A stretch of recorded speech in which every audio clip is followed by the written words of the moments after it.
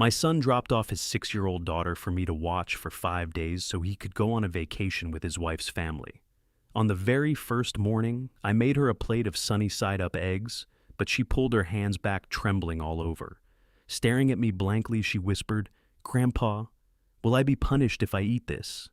Then, shaking uncontrollably, she dropped straight to her knees on the floor. At that exact moment, I knew the facade of a happy family they had painstakingly put on all this time was officially over. This story starts quietly, but it won't leave you unchanged. Before we continue, drop a quick comment for me. Where are you listening from, and what time is it there? Your perspective might be exactly what someone else needs to read today. Some details in this story have been fictionalized for reflection and storytelling. What truly matters is the message at its heart. I hadn't touched the rose bushes since Helen died 2 Septembers ago, but something about that Thursday morning made me pick up the clippers. Maybe it was the way the light hit the thorns. Maybe it was 67 years of life teaching me that neglect doesn't make grief easier. Either way, I was elbow deep in overgrowth when the leased SUV pulled into my driveway without warning. My son Bryce stepped out first. 38 years old, wearing a shirt that cost more than my monthly water bill jaw, set tight the way his grandfather used to be, before the old man said something cruel.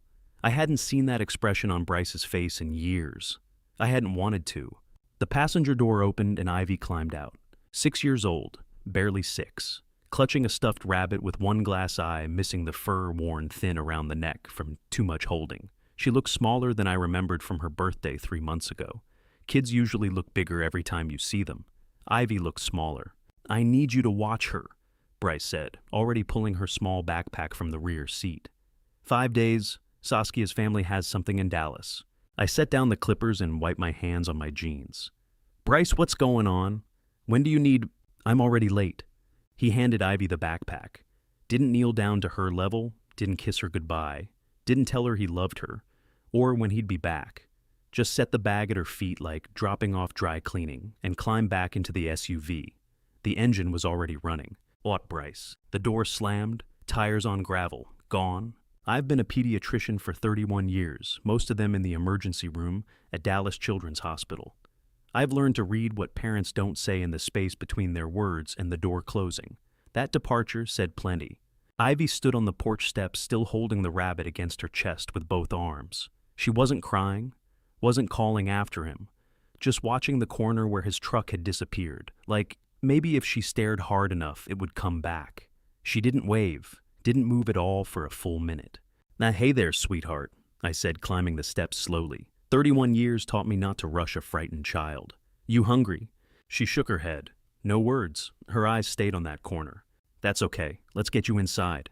She followed me through the door, but didn't let go of the rabbit, didn't take off her shoes, didn't ask where she'd be sleeping, or if she could watch TV, or any of the normal things a 6-year-old asks when visiting Grandpa. She just stood in my living room like she was waiting for instructions. I showed her to the guest room, the yellow one Helen used to call the sunshine room, because of how the afternoon light came through the west window. Ivy set her backpack on the bed without unpacking, placed the rabbit carefully on the pillow, stood there looking at it. "You can unpack if you want," I told her. "Make yourself comfortable." She nodded but didn't move. By evening I'd made pasta, nothing fancy, the kind with the spiral shapes kids like, because they're fun to stab with a fork. I turned on cartoons in the living room, set her bowl on the kitchen table, sat down across from her, with my own. Dig in," I said. She picked up her fork, looked at the pasta, then her eyes went to the kitchen doorway. Not to the TV, not to me, to the doorway. She took a small bite, chewed carefully, swallowed. Her eyes never left that doorway, like she was waiting for someone to burst through and catch her doing something wrong. "You don't like the pasta?" I asked. Her gaze flicked to me, then back to the doorway. "It's good," she whispered. "You sure I can make something else?" "It's good," she repeated. Took another small bite, eyes on the doorway. She ate maybe half the bowl before pushing it aside, said she was full, asked if she could be excused, carried her bowl to the sink without being asked, rinsed it, set it in the dish rack with the careful precision of someone who'd been taught there were consequences for not doing it right. When did a 6-year-old learn to eat like she was being watched? After she went to wash up, I sat alone at the kitchen table, staring at that half-eaten bowl of pasta. The cartoons still played in the other room. The evening light came through the west window the way it always did, golden and warm and ordinary. But nothing about this felt ordinary. I've documented child abuse cases for 3 decades. I know the clinical signs. The National Child Traumatic Stress Network has a whole list: hypervigilance food, hoarding regression in social skills, fear responses to normal activities. But knowing the signs in a textbook is different from seeing them across your dinner table in your own granddaughter. The way she watched that doorway, the way her hand hesitated before each bite like she was checking if it was allowed, the way she'd gotten smaller instead of bigger, the way Bryce's jaw had been set exactly like his grandfather's. I sat in that kitchen long after Ivy went to bed, the half-eaten pasta still on the table. The house was quiet, too quiet. The kind of quiet that amplifies your thoughts until they're louder than facts, louder than evidence, louder than the voice in your head saying you're retired, you're tired, you're seeing ghosts where there's only grief. But I wasn't seeing ghosts. I was seeing a child who would learn to eat in fear. And I'd spent 31 years learning what fear looked like when it sat at a dinner table. I just never thought I'd see it in my own granddaughter's eyes watching a doorway like it might explode. By morning, I'd need to know if my instincts were right, or if grief was making me paranoid. By morning, I'd need to watch more carefully. By morning, I'd need to decide whether to trust what 3 decades of emergency room pediatrics had taught me to recognize. But tonight I just sat in Helen's kitchen, looking at half-eaten pasta, and felt something cold settle in my chest that had nothing to do with the September air coming through the window. By Friday morning, I'd stopped second-guessing my instincts. 31 years in pediatric emergency rooms don't lie to you at 3 in the morning. I made fried eggs the way Helen used to, 2 over easy butter in the cast iron until it sang. Set the plate in front of Ivy with orange juice and toast. Simple breakfast. Normal. Ivy stared at the plate. Her hand hovered over the fork, pulled back, hovered again. Her whole body trembled. "Grandpa," she whispered, "will I be punished for eating this?" Then she dropped to her knees on the kitchen floor, not sat down. Dropped to her knees like she'd done it 100 times before, like her body knew exactly what position to take, like this was the required posture before meals. I've seen burns and breaks and worse in 3 decades of emergency medicine, but I'd never seen a 6-year-old kneel before breakfast and ask permission to eat food already on her plate. I knelt beside her, kept my voice gentle. "Sweetheart, no, you're never in trouble for eating here. Never." She looked at me with huge eyes, trying to figure out if I was lying or if this was some kind of test. Can I eat it all?" "Yes, all of it, and I'll make you more if you want." I helped her back into the chair. She picked up the fork with both hands like she needed the extra grip. Then she ate.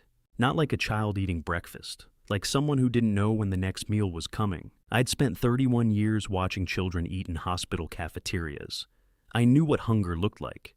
This wasn't hunger. This was survival.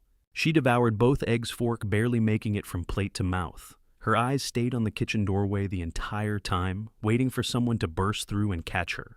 When she finished, I turned back to the stove and made 2 more eggs. Set them in front of her without a word. "I'm making you more," I said. "Don't ask permission. Just eat." "Daddy says extra food makes children soft," she whispered between Bite's eyes, still on that doorway. I kept my hands steady on the skillet. 31 years of keeping them steady. "You're at Grandpa's house now. Different rules." She cleaned the second plate as fast as the first.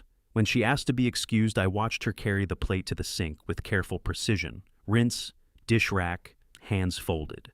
The moment she left the kitchen, I walked to my office. Bottom drawer of the old oak desk. I pulled it open and reached past retirement files. The forensic notebook was still there, leather cover worn soft from years of documentation. Almost full, pages that had sent people to prison. Then I began the first clinical entry: observed behavior, direct quotes, physical evidence. Subject, female age 6. Kneeling posture before meals, requests permission to eat food already served. Exhibits hypervigilance toward doorways. States father restricts food quantity.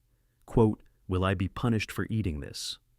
Quote, "Extra food makes children soft." My hands were steady when I wrote it. I picked up the phone and called Hayes. My younger son answered on the 3rd ring from Austin.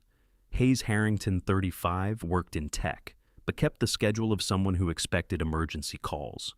He'd been waiting for one since his mother died. "Dad, it's 7 here. What's wrong?"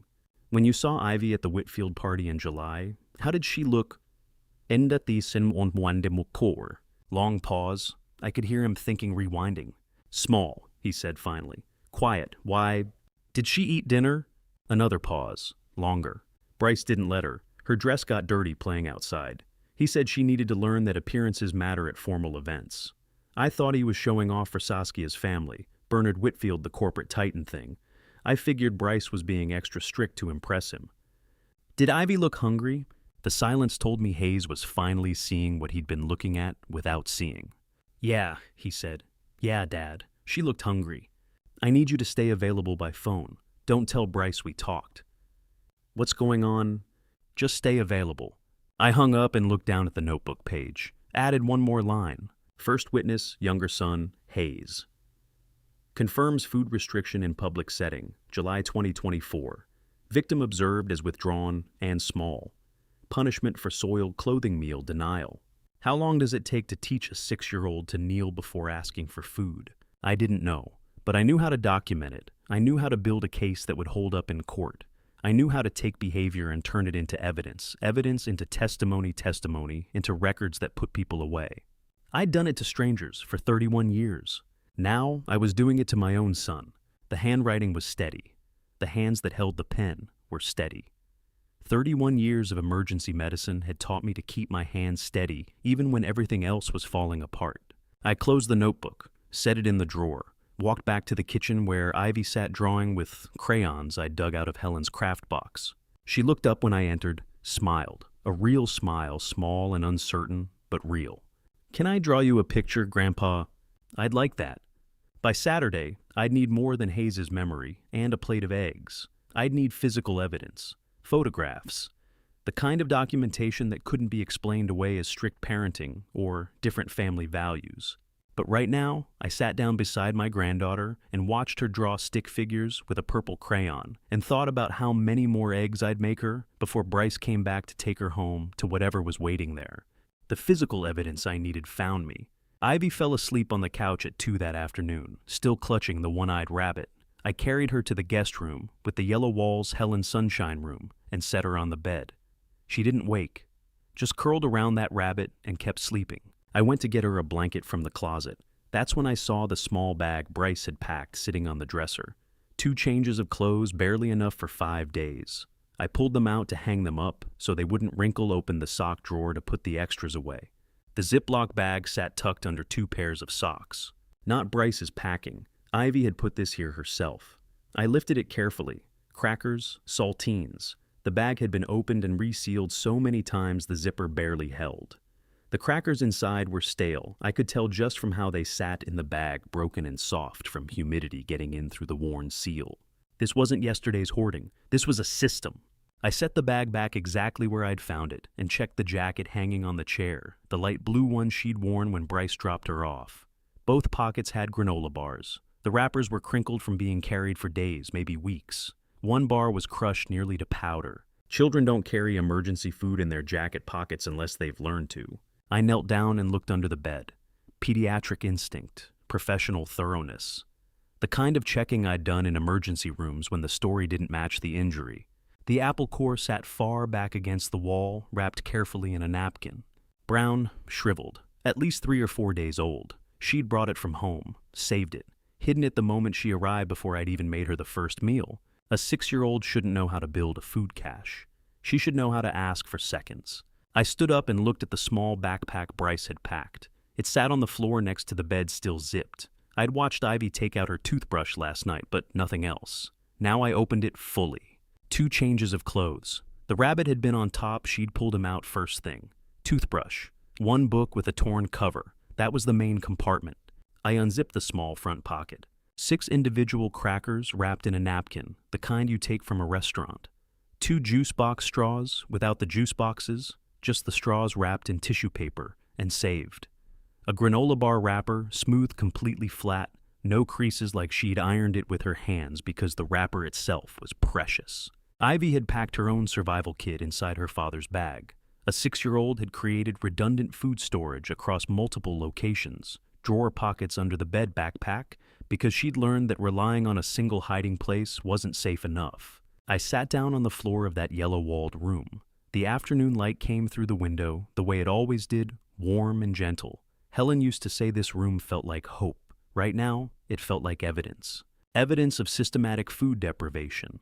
Evidence of a child who'd learned to hide food with the sophistication of someone who'd been doing it long enough to develop strategy. Evidence of a 6-year-old who thought she might starve if she didn't plan ahead. The apple core was at least 4 days old. She'd brought it from home, saved it, hidden it, just in case. I didn't touch anything else. Didn't clean it up. Didn't throw away the stale crackers or the ancient apple core or the carefully smoothed wrapper. I stood up, pulled out my phone, and started taking photographs. Sock drawer wide shot showing placement. Close-up of the Ziploc bag with visible wear on the seal. Jacket on the chair. Both pockets open to show the granola bars.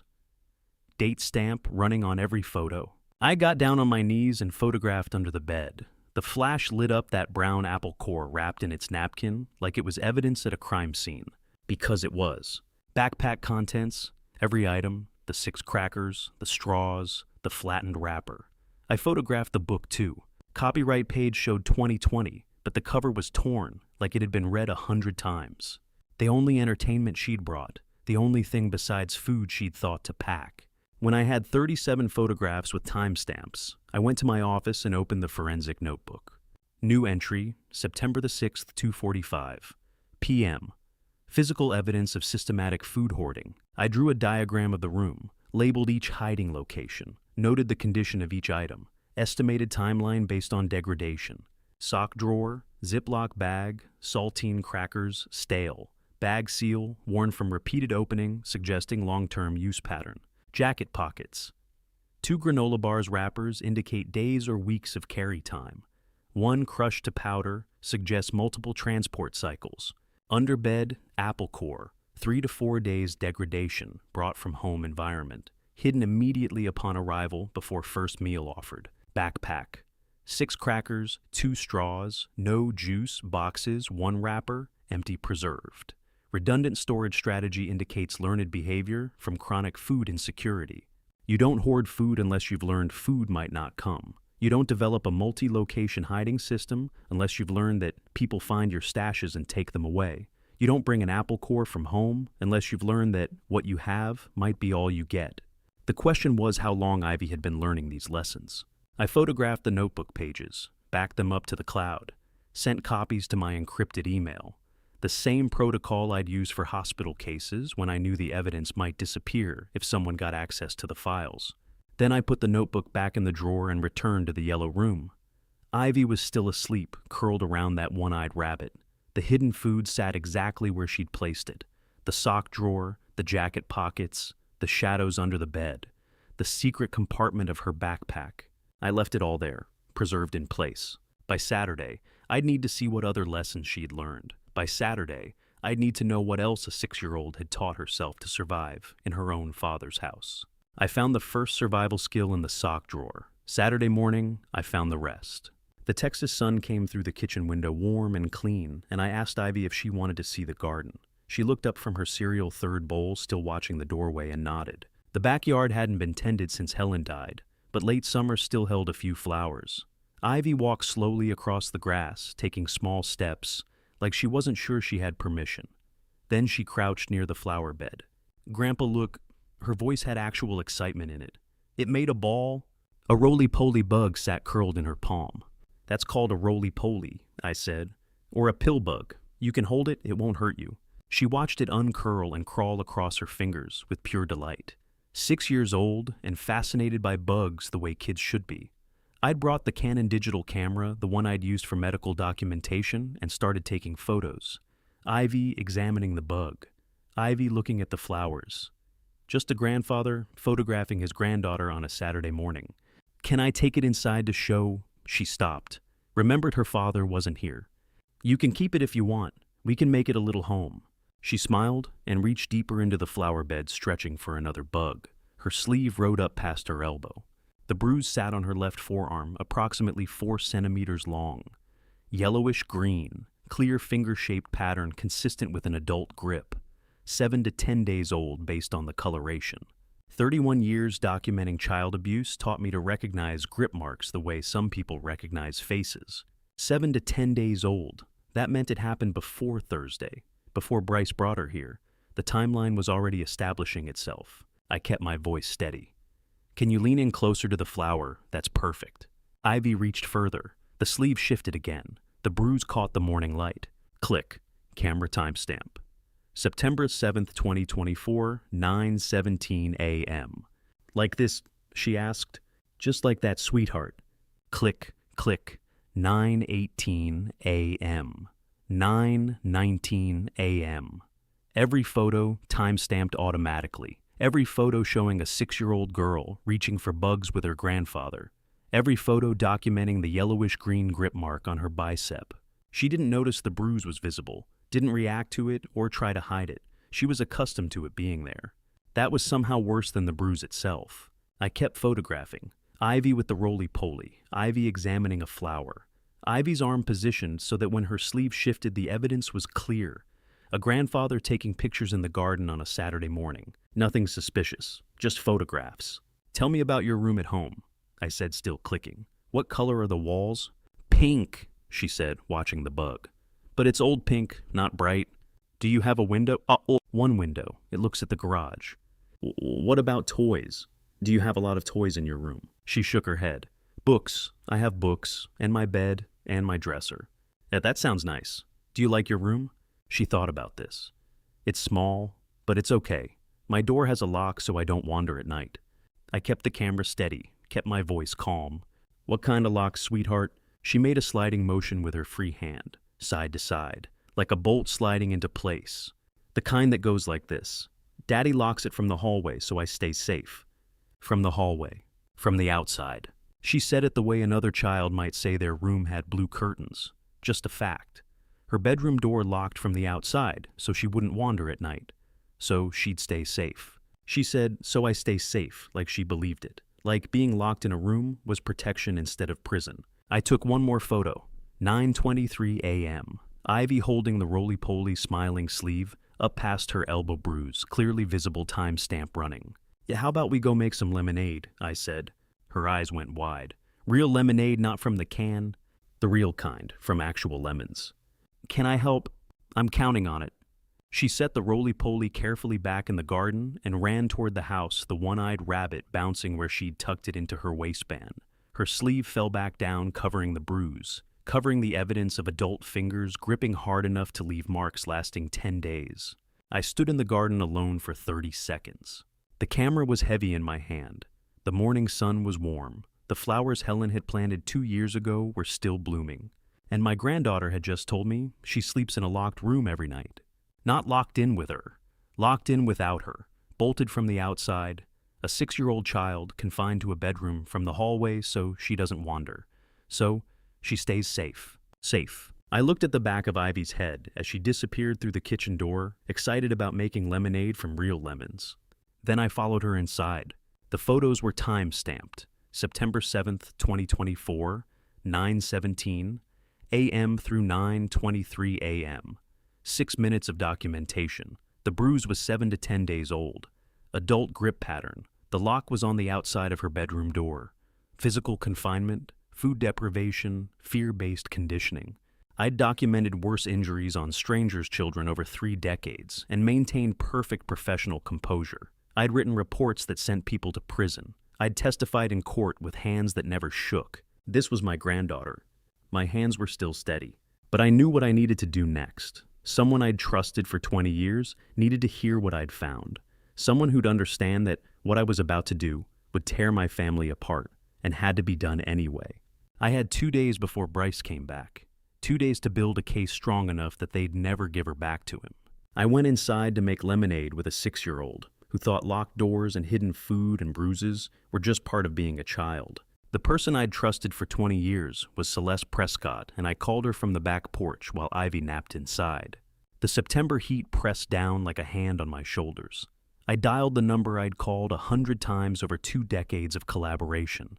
CPS cases, hospital reports, emergency removals in the middle of the night when a child's safety couldn't wait for Monday morning. She picked up on the 3rd ring. I need to make a report, I said, about my son Bryce and his daughter Ivy. The pause lasted 3 seconds. Then her voice changed, not softer, sharper, more focused. Tell me everything. I laid it out the way I'd documented it in the notebook. Friday morning, 6-year-old asks permission to eat food already on her plate. Drops to knees on kitchen floor in learned posture. Food hoarding discovered in multiple locations, sock drawer, jacket pockets under bed. Backpack with degradation patterns suggesting chronic behavior. Saturday morning, yellowish-green bruise on right bicep, 4 centimeters adult, grip pattern, 7 to 10, days old. Bedroom door, at home, locks from outside. Child describes confinement as normal safety measure. Celesta didn't interrupt. Her silence meant she was taking notes. Official notes, the kind that start case files. When I finished, she was quiet for 10 seconds. Not hesitation, calculation. "Vincent," she said finally. I could hear Texas afternoon sounds through her phone's cicadas traffic. She was outside too, keeping this conversation private. "You understand what you're starting. This isn't a stranger's child. This is your son. I know exactly who it is. Your family won't survive this intact. Neither will Bryce. Even if he gets help, even if he changes his life, as he knows it ends the moment I open this file. You understand that? I understand. Do you? Because I've worked with you for 20 years, and in 20 years, I've never seen you waver on a case. But this isn't a case. This is your grandson's father." "Granddaughter," I said. "And she's upstairs right now, napping with a Ziploc bag of stale crackers in her sock drawer because she's learned food might not come. She kneels before meals. She has bruises shaped like adult fingers. She sleeps in a locked room and thinks that's normal. 20 years of working together, every case we collaborated on was someone else's child, someone else's family imploding, not mine." Celeste exhaled. When she spoke again, her voice had shifted back to professional mode.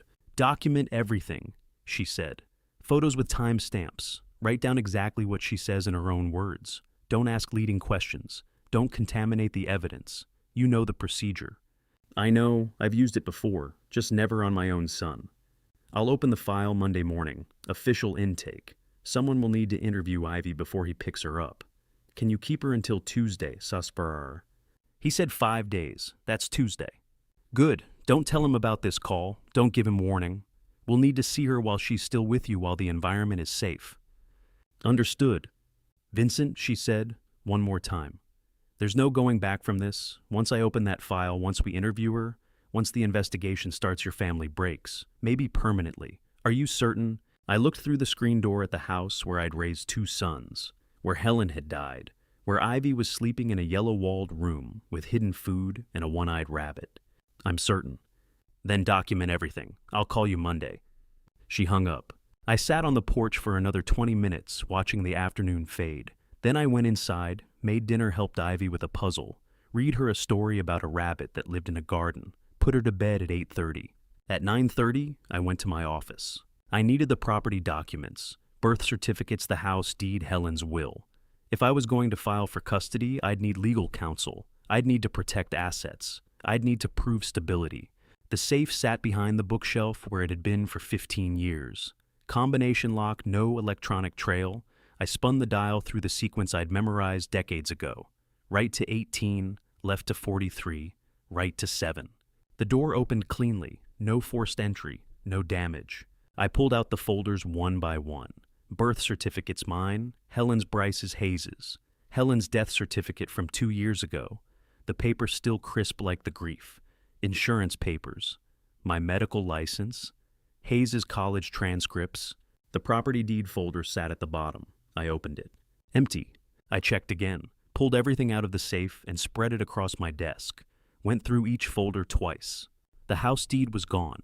This property, the 4-bedroom suburban home Helen and I bought in 1998 for $180,000, now worth $450,000. Raised our sons and buried her from, had a deed that should be in this safe, had always been in this safe. Gone. I gave him the combination. Last November, he said it was for health insurance paperwork in case something happened to me, and he needed to access my Medicare documents. I never questioned it. Only 2 people knew this combination, me and Bryce. I sat down in my desk chair, the empty folder in my hand, the safe door hanging open like a mouth. Bryce didn't just hurt Ivy. He stole my house. The son who was systematically abusing his own daughter had also defrauded his own father. Not separate crimes, not unrelated betrayals, calculated, planned. The same man who locked a 6-year-old in her bedroom and starved her had stolen his father's home. I remembered that phone call in November. His voice had been warm, concerned. "Dad, I'm helping Saskia set up her father's estate planning, and it got me thinking if something happened to you, I wouldn't even know where your important documents are. Can I get the safe combination just in case?" Just in case. I'd given it to him without hesitation, without suspicion, without realizing I was handing my own son the keys to rob me. I sat in the dark office with the empty safe gaping open. The property deed for this house was gone. Bryce had the combination. Bryce had access. And now I understood what I was really facing: a son who would hurt his own daughter and rob his own father. The question was what else he'd planned. By Sunday morning, I'd need more than a missing deed. I'd need to know what he'd done with it. Sunday morning, I woke to empty safe clarity. If I was fighting a two-front war, I needed evidence for both. I made breakfast for Ivy, fried eggs again. She came to the table without hesitation. This time sat down, picked up her fork. Didn't ask permission, didn't kneel, just ate like a child eating breakfast, though her eyes still tracked the doorway between bites. Progress measured in small absences. "I want to see if those roly-polies are still out there?" I asked when she finished. Her face lit up. "Can we take more pictures?" "As many as you want, sweetheart." She ran to get the one-eyed rabbit from her room while I grabbed the Canon. Sunday morning light was different from Saturday's higher angle, sharper shadows. Better for showing bruise discoloration progression. Better for medical documentation that would hold up in court. We went to the garden. Ivy crouched near the flower bed, immediately searching for bugs. I stood with the camera, letting her move naturally. No staging, no posing. Just a 6-year-old playing while her grandfather photographed her. "Can you reach that yellow flower?" I said. "A little higher." She stretched, her sleeve slid up past her elbow. The bruise caught the morning sun, yellowish green, clear against her skin. Click. September 8th, 2024, 9:17 a.m. "At this one," she asked. "Perfect. Now the red one beside it." She shifted, reaching. Different angle, same bruise, different lighting. Click. 9:18 a.m. I'd photographed evidence on hundreds of children, never one who called me grandpa. I moved position, getting a low angle that caught the Texas sun directly on her arm. The yellow-green discoloration showed clearly 8 to 11 days old, now consistent with Saturday's assessment. No darkening, no fading. The timeline was holding. Ivy turned, reaching down. Her sleeve and sock shifted. The bruises showed in profile 4 centimeters long on her left forearm and another on her right shin. Click, click, click. 9:19 a.m., 9:20 a.m., 9:21 a.m. "Can you pick up that leaf?" I asked. She bent down, reached. Her right arm extended, fully bruised, visible along the entire bicep. Click. 9:23 a.m. High angle showing size relative to her small arm. Close-up revealing the finger pattern detail. You could almost count which fingers had gripped her. Almost. Ivy never asked why so many photos, never covered the bruise, never even glanced at it. That bothered me more than the bruise itself. She found a ladybug on a leaf and gasped with delight. Reached for it carefully, her small hand brushing directly over the bruise as she extended past it. No flinch, no wince, no reaction whatsoever. Just casual contact with a week-old grip mark, and she didn't even register it was there. I photographed that too. The moment of touch, the complete absence of pain response, the normalization. "Grandpa, look." She held up the leaf with the ladybug crawling across it. "It's so tiny." "I see it. Beautiful." Click. 9:35 a.m. Her hand still resting on the bruise, no awareness, no protection. Just a child holding a bug. She touched the bruise, reaching for a ladybug. Didn't flinch, didn't notice. That's how you know it's been happening a long time.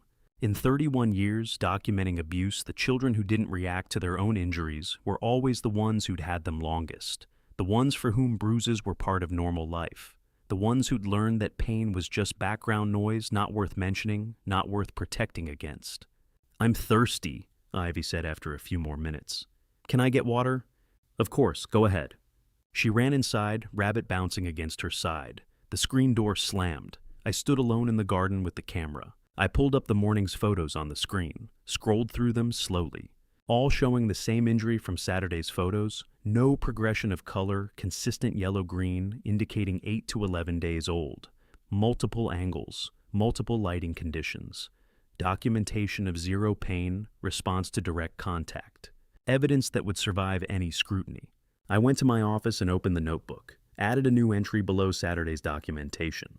September 8th, 2024, 9:15 to 9:45 a.m., follow-up photographic documentation. 23 images, time-stamped. Bruise coloration unchanged from September 7th assessment, consistent with 8 to 11-day age. Confirming injury occurred prior to subject's arrival at residence. Multiple angles and lighting conditions documented. Critical observation subject shows no awareness of injury, no protective behavior, no pain response to direct contact. Hand-made contact with bruised area at 9:35 a.m. while reaching for insect zero reaction. Behavior consistent with chronic exposure to physical discipline. Subject has normalized injury to extent of complete unconscious indifference.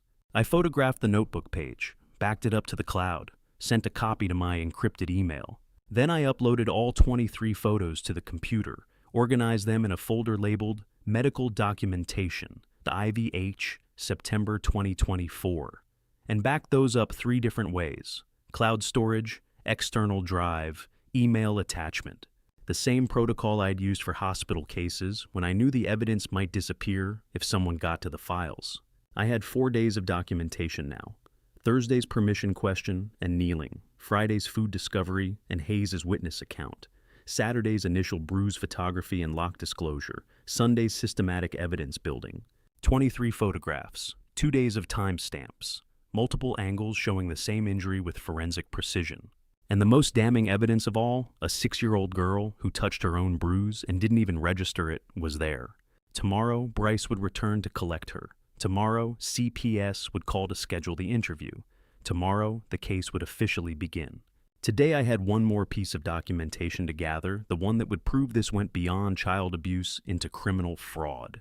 The county clerk's office opened at 8 on Monday mornings. I needed to see what Bryce had done with my house. I closed the notebook and looked out the office window at the backyard, where Ivy was playing again, rabbit tucked under one arm, examining something in the grass. 2 wars, one on each front, and I was going to win both. The county clerk's office could wait until Monday. While Ivy napped Sunday afternoon, I pulled up the Dallas County property records on my computer and started tracking what my son had stolen. The database loaded slowly. I typed in my address, the house Helen and I had bought 26 years ago, raised our sons and planned to leave to them when we were gone. The most recent transaction appeared at the top of the list. Transfer recorded August 12th, 2024. Property deed now registered to Bryce Harrington. Transfer listed as Vincent Harrington. Transfer type gift deed, no sale price, legal and binding under Texas property law. I stared at the screen. August 12th, less than a month ago. I'd signed away a house worth $450,000 and didn't even know it. I clicked through to the notarized documents, scanned copies of the deed transfer clear and official. My signature sat at the bottom of page 3. Notary seal beside it. Witness signature. Date, August 10th, 2024. I pulled out my phone and called the notary office listed on the document. Got a cell number for emergency contact. It rang 4 times. Yates Notary Service, this is Margaret. Margaret Yates, the notary clerk, who'd witnessed the signature that gave away my house. This is Vincent Harrington, I said. I'm calling about documents notarized at your office on August 10th. Mr. Harrington. Yes, I remember. Your son brought you in. How can I help you? What exactly did I sign that day? Pause. Sir, I don't understand the question. My son told me I was signing medical power of attorney, advance directives, elder care planning documents. Longer pause. Mr. Harrington, she said slowly. Your son brought you in for urgent medical documents? Yes, but the deed transfer was also notarized that same appointment. You signed in my presence. I witnessed the signature and applied the seal. I was told they were healthcare documents. The property deed was clearly labeled at the top of page 1. Gift deed transferring property at I know what it was, I said. I'm looking at it now. Thank you. I hung up. I remembered that day. August 10th, Saturday afternoon. Bryce had called. Friday night said he'd been talking to Saskia about estate planning for her father's company. Got him thinking about my situation. What if something happened to me, who had medical power of attorney, Had I set up advance directives since Helen died? He called it elder care planning, said Helen would have wanted me prepared. I believed him. I'd met him at the notary office, signed 3 or 4 documents, barely read them. Why would I? My son was helping me get organized. My son was making sure I was protected. My son was stealing my house. I pulled up the mortgage records next. If he'd transferred the deed in August, what had he done with it? Found it immediately. Mortgage filing, August 15th, 2024, 3 days after the transfer. Borrower Bryce Harrington. Property my address. Loan amount $340,000. Lender First Dallas Commercial Bank. I clicked through to the mortgage documents. Loan purpose listed as Real Estate Investment Partnership with Whitfield Development Corporation. The money had gone directly to Bernard Whitfield's company, Saskia's father. The corporate titan Bryce had been desperate to impress at that July party, where he denied Ivy dinner for getting her dress dirty. Bryce had stolen my house, mortgaged it for $340,000, and funneled the money into his father-in-law's real estate ventures, all in the span of 5 days. I sat back in my chair, stared at the ceiling, tried to think like a prosecutor instead of a father. What else? What else had he compromised? I pulled up my online banking, checked every account, savings, checking, retirement, all normal. No suspicious transactions, no missing funds. Credit monitoring, no new cards, no inquiries except the mortgage pool in August. Insurance portal, I almost skipped it. Car insurance was on, auto pay health insurance through Medicare, nothing to see. Then I noticed the notification. New policy alert July 2024. I clicked it. I read the beneficiary line 3 times. Bryce Harrington. Bryce Harrington. Bryce Harrington. July. He'd bought life insurance on me in July. 2 months before he dropped Ivy off at my house. 1 month before he stole the property deed. 2 months before I'd discover what he'd done to his daughter. $500,000 if I died. My hands started shaking. I set them flat on the desk, pressed down until they stopped, breathed slowly, counted to 10. Then I pulled out the notebook and started writing. August 10th, 2024. Bryce brings Vincent to notary under pretense of medical power of attorney. Vincent unknowingly signs property deed transfer. Notarized and legal. August 12th, 2024. Deed transfer recorded with Dallas County. Property ownership transferred to Bryce Harrington. August 15th, 2024. Bryce secures $340,000 mortgage against property. Funds transferred to Whitfield Development Corporation, father-in-law's company. Real Estate Investment Partnership. July 15th, 2024. Life insurance policy initiated on Vincent Harrington, $500,000 coverage. Beneficiary Bryce Harrington. Monthly premium auto-deducted from Vincent's account without knowledge or consent. Pattern systematic financial exploitation beginning July, escalating through August, culminating with Ivy's September arrival. Question: was life insurance preparation or plan? I sat at my desk with the policy displayed on screen. $500,000. Beneficiary my son. The son who locked his daughter in her room at night.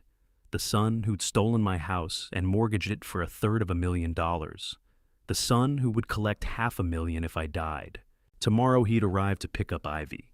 And I finally understood I wasn't just fighting for my granddaughter anymore. I might be fighting for my own life. I needed legal counsel before Bryce walked through that door. I needed someone who understood both family law and fraud. I needed someone who could file emergency custody and property claims simultaneously. I needed help. I needed legal counsel, but first I needed to remember why I was doing this. Sunday evening, Ivy asked if we could watch cartoons before bed, and I realized I'd spent the entire afternoon thinking about death and fraud and forgotten to just sit with her. Of course, I said. Pick whatever you want. We settled on the living room couch, some animated show about talking animals playing on the TV. Ivy sat close, the one-eyed rabbit tucked between us. For 20 minutes, I tried to focus on the screen instead of tomorrow's confrontation, the life insurance policy, the stolen house. Then Ivy laughed. Small laugh, cautious, testing if it was allowed. "Grandpa, this one's funny," she said. "The dog can't catch the ball." "Dogs are like that sometimes," I said. "Not very coordinated." She looked up at me careful. "Did you ever have a dog?" "Once. A beagle named Walter. Had him when your Uncle Hayes was small." "What was he like?" I leaned back into the couch cushions, thinking about Helen's beagle. Walter was the smartest dog in Dallas, and the most stubborn. What did he do? He'd sit on the mail, I said. Every morning, when it came through the slot, Walter would plant himself right on top of it, wouldn't move, just sat there looking at your grandmother until she gave him a treat. Ivy's eyes got wide. Every day? Every single day for 3 years. The mail would pile up underneath him, and Walter would sit there looking proud like he'd caught something. One time, he sat there for 45 minutes waiting for his bribe. Your grandmother finally gave in. She always gave in to Walter. Ivy laughed again. Different this time. Not testing, not cautious. Real. A 6-year-old's laugh, full and unguarded and loud. The sound filled the living room like it hadn't been filled since Helen died. 45 minutes, Ivy said, laughing. Just sitting there. He never gave up. Walter always won. I wish I could have met Walter. He would have liked you. He liked everyone who gave him treats. She laughed again, her whole body relaxing into the couch cushions. Genuine. Free. Just a child being delighted by a story about a stubborn beagle. Helen bought that beagle in 1987, 37 years later, and her stories were making my granddaughter laugh. Some things survive longer than the people who made them. By 8 p.m., Ivy had fallen asleep on the couch, still clutching the rabbit's small smile on her face from laughing. I watched her sleep for 5 minutes.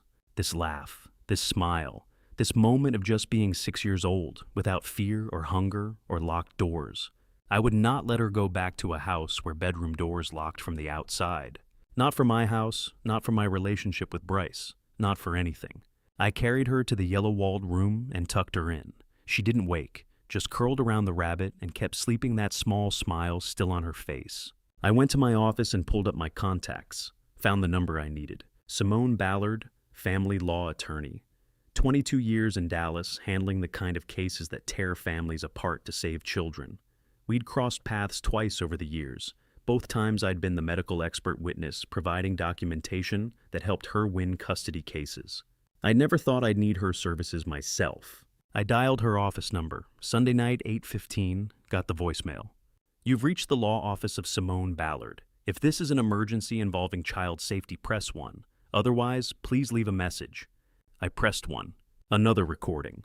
Emergency calls will be returned within 2 hours. Please leave detailed contact information and a brief description of the situation. Beep. Simone, this is Vincent Harrington. We've worked together on 2 cases, the Morrison custody case in 2019 and the Brennan case in 2021. I need to file 2 urgent petitions, one for emergency custody of my 6-year-old granddaughter, one for real estate fraud and property transfer reversal.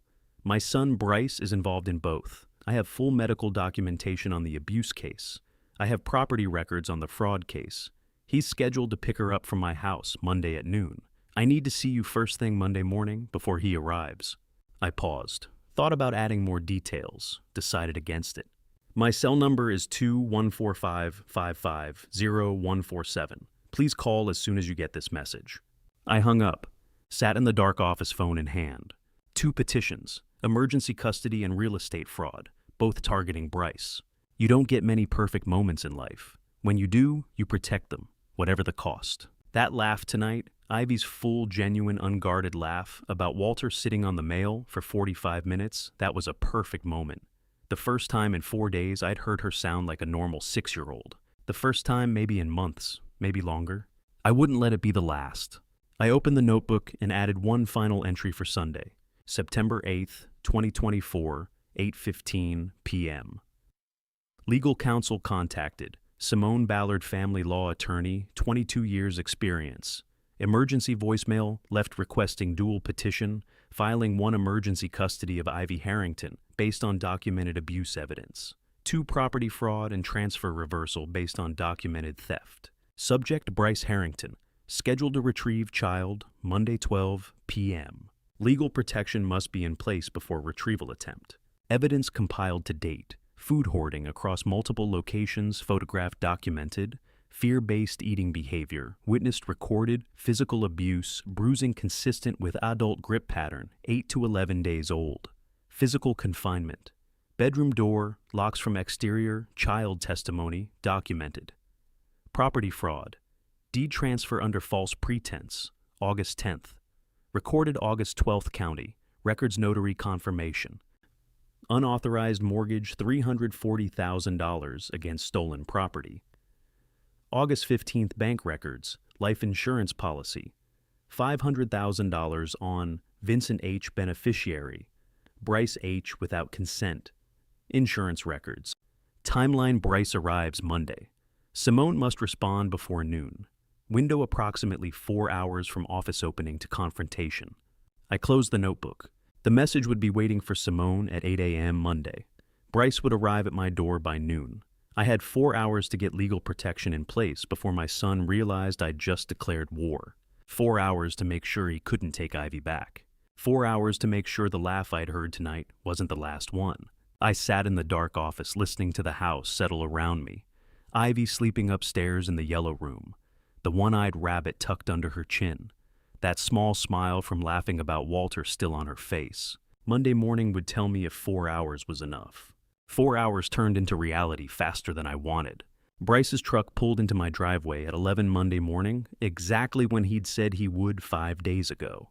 I watched him through the kitchen window while Ivy played upstairs. He got out, walked to the front door with that familiar jaw-set tightness. I opened before he could knock. "Is she ready?" he asked. She's playing upstairs. Bryce, how did Ivy get the bruise on her right arm?" His expression shifted, impatient to cold. "I don't know what you're talking about." "Yellowish green, 4 centimeters, grip pattern, 7 to 10 days old. You've had her 5 days and now you're making accusations." "I'm asking a question." He stepped closer, voice dropping low and hard. "You need to be careful, Dad. The property deeds are complete, registered in my name, legally binding. So if you want to cause problems with how I raise my daughter, you'll need somewhere else to live, because this house isn't yours anymore." I saw movement in the upstairs window, Ivy's face behind the glass holding the rabbit. "This is still my house, Bryce." "Not according to Dallas County records." I looked at him, saw his father's jaw, his grandfather's jaw, generations of this. "The property freeze application will be filed before 5 p.m. today," I said quietly. "So will the emergency custody petition." Bryce went still. "What?" "I called my attorney Sunday night. Property fraud and child custody, both." "Or Dad, what are you—" "Leave now. Don't come back until the court tells you to." I saw fear replace anger on my son's face. In 38 years, I'd never seen that before. "You're making a mistake." "I know exactly what I'm doing. Leave my property." He stood there another 10 seconds, then turned and walked to his truck. Didn't look up at Ivy's window. Didn't ask to say goodbye. Just got in and drove away. I went upstairs. Ivy was still at the window. "Is Daddy mad?" she asked. "He had to leave, sweetheart. He'll come back when it's time." She nodded, went back to playing with the rabbit like she'd already learned that grown-ups don't always tell the truth about when people come back. At 2 p.m., I sat across from Simone Ballard in her Dallas office. 22nd floor view of the city stretching out in afternoon light. I laid out the complete file, forensic notebook with dated entries, time-stamped photographs across 2 days, Hayes's witness statement, food hoarding documentation, property records, mortgage documents, life insurance policy. Simone read for 5 minutes without speaking, set the papers down, picked up her phone. "Cancel my 3 o'clock, she told her assistant. "We need 2 emergency filings before 5. She hung up, looked at me. "This is going to be expensive, Vincent. Dual-track litigation, emergency filings, expert witnesses. We're talking substantial retainer. Whatever it costs." "I'm serious. This could run 6 figures. I pulled out my checkbook. The one from the savings account Bryce had never known about. 31 years at Dallas Children's Hospital. Careful investments. Helen's life insurance. "I have savings," I said, writing. Bryce didn't know about them. He thought the house was all I had. I wrote the check, $25,000, handed it across the desk. Simone looked at it, then at me. "You've thought this through." "Since Friday morning, when she asked permission to eat." "It's Vincent, you understand what you're doing. This isn't just a CPS case. This is your son. Your family won't survive this intact. If we win the fraud case, he'll have a criminal record. His marriage might not survive the scandal. His daughter will grow up knowing her father hurt her, and her grandfather had to stop him." She paused. "Your son won't forgive you for this. Some decisions you make knowing there's no going back. This was one of them." "I know," I said. I've known since my granddaughter knelt on the kitchen floor asking permission to eat breakfast. Simone nodded, picked up the file. Then let's make sure we win. Both cases. She spent the next 2 hours drafting emergency motions. I sat in her conference room, reviewing the evidence one more time, making sure every date was accurate, every timeline consistent. At 4:30, her assistant came in with papers to sign. Emergency petition for temporary custody, Vincent Harrington versus Bryce Harrington. Emergency motion for property transfer, restraining order, Vincent Harrington versus Bryce Harrington. I signed both. The assistant took them to file electronically before 5 p.m. At 4:53, Simone's phone buzzed. "They filed," she said. "Both of them. Bryce will be served tomorrow morning." I looked out her office window at Dallas in the late afternoon, the city where I'd practiced medicine for 31 years, where I'd raised 2 sons, where Helen had died, where my granddaughter had learned to kneel before eating. What happens now? Now Bryce finds out exactly what he's facing. CPS will conduct a formal investigation. Property court will schedule a hearing on the fraud claim. You need to prepare for the fight of your life. I've been preparing since Friday. Good, because by Tuesday morning, your son will know this is war, and so will everyone connected to him. His wife's family has money. Bernard Whitfield won't let this scandal touch his company quietly. You're not just fighting Bryce anymore. Then I'll fight them all. I drove home as the sun set. Ivy was waiting in the yellow-walled room drawing pictures with crayons. The papers had been filed. The war I'd declared Sunday night was now official and irreversible. By Tuesday morning, Bryce would know exactly what he was facing. Tuesday morning, the legal system started moving whether Bryce was ready or not. Celeste called while I was making Ivy breakfast, and I knew from her tone that the machinery I'd set in motion Monday afternoon had engaged overnight. "It's official," she said. "Case opened this morning, home visit scheduled Thursday at Bryce's house." It's surprise visit. He won't know until we knock on the door. School counselor and teacher are providing statements. We're building a complete timeline. I looked at Ivy eating cereal at the table third bowl, no longer watching the doorway. The emergency custody order. Granted, you legally retain her pending the investigation. He can't demand her back. I exhaled. Didn't realize I'd been holding my breath. Thank you, Celeste. Don't thank me yet. Vincent, there's something else you need to know. Her tone shifted, not softer, more careful. Bryce called our main line Monday evening, asked if any anonymous reports had been filed about him. What did you tell him? That CPS is required to keep sources confidential. But here's what bothers me. He didn't ask what the reports said, didn't ask for details, just asked if reports existed. I understood immediately. He knew someone would report. More than that, he knew who. He was checking if you'd actually done it. I thought about Bryce's face Monday when I'd told him about the filings, that brief flash of fear before the mask came back. He hadn't been surprised. He'd been calculating. So he's preparing a defense. He's been preparing since before he dropped Ivy off at your house. Vincent, this wasn't impulsive on his part. Whatever's been happening to that child, he knew it was discoverable. He knew someone might notice, and he still brought her to you. He didn't ask what the reports said. He didn't ask who filed them. He knew. He'd known all along someone would notice. Thank you for the warning, I said. Home visit is Thursday 9 a.m. We'll call you after. She hung up. I looked at Ivy eating cereal, small and safe, and unaware that Thursday morning, strangers would walk through her house, cataloging evidence of how she'd been living. Wednesday passed in tense normalcy. Ivy and I made pancakes, played in the garden, watched cartoons. I kept waiting for something to happen.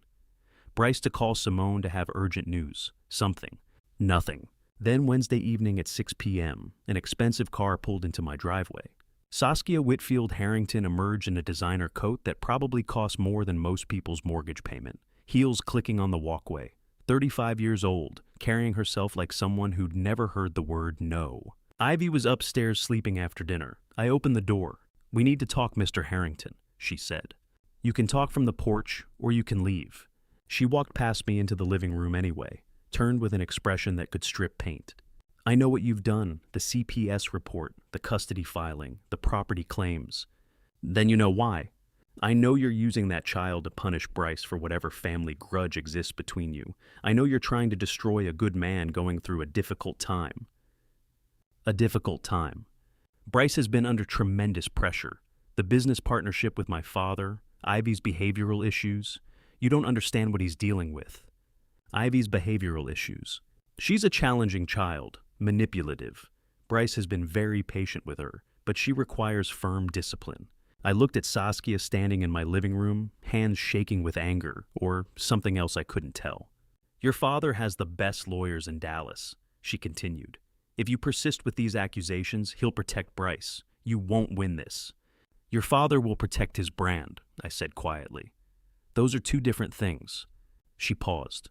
You don't know my father.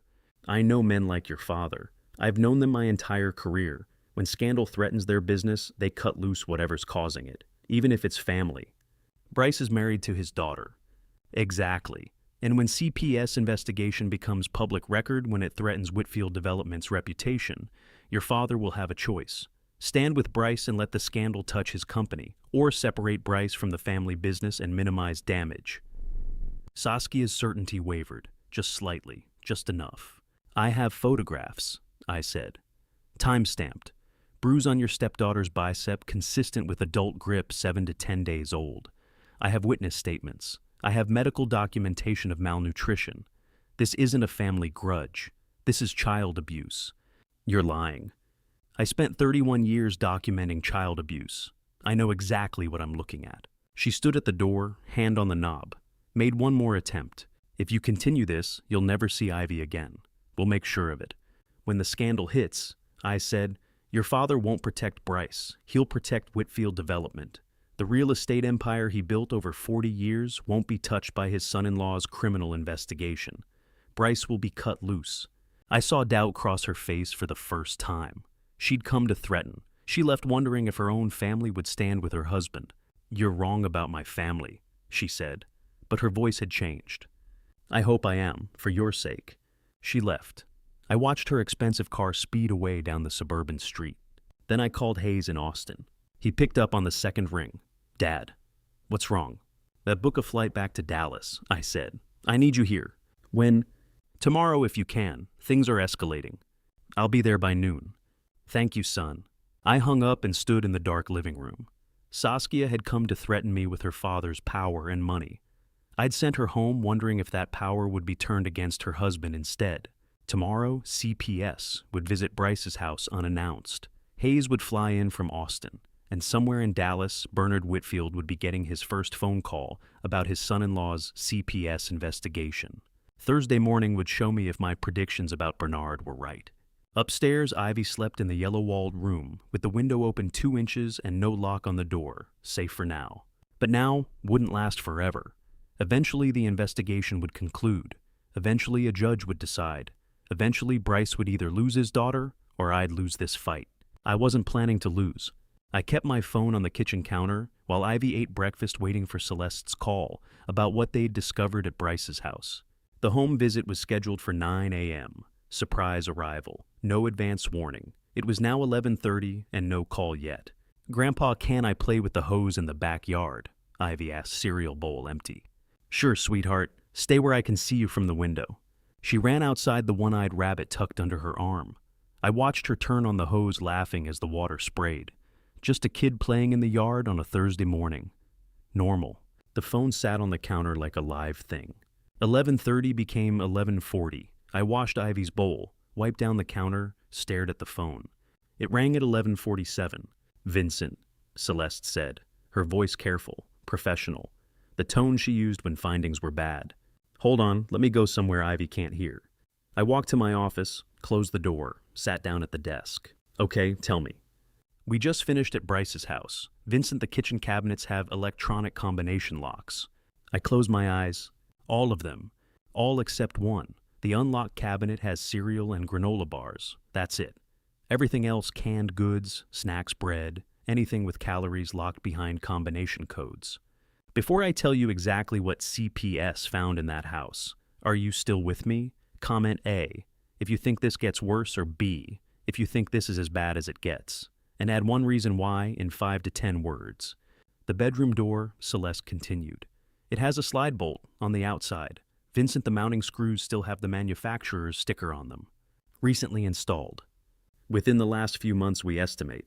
The hardware is new. The room itself is sparse bed, single lamp, without a shade, books, but no other toys. No dresser for clothes, just a hamper. I thought about the yellow-walled room upstairs where Ivy slept now. Window open, no lock, stuffed rabbit on the pillow. There's more, Celeste said. We ordered an immediate medical evaluation. Ivy is 15th percentile for weight. The pediatrician says it's consistent with chronic insufficient caloric intake over 12 to 18 months. 12 to 18 months. She was 6 years old. That was a quarter of her life spent learning food wasn't guaranteed. Teacher corroboration, I asked. Renee Stafford confirmed 2 months of systematic food hoarding in jacket pockets. Started the first week of school early September before you had any contact with Ivy. School counselor Darren Lowe's mid-September report corroborates the timeline independently.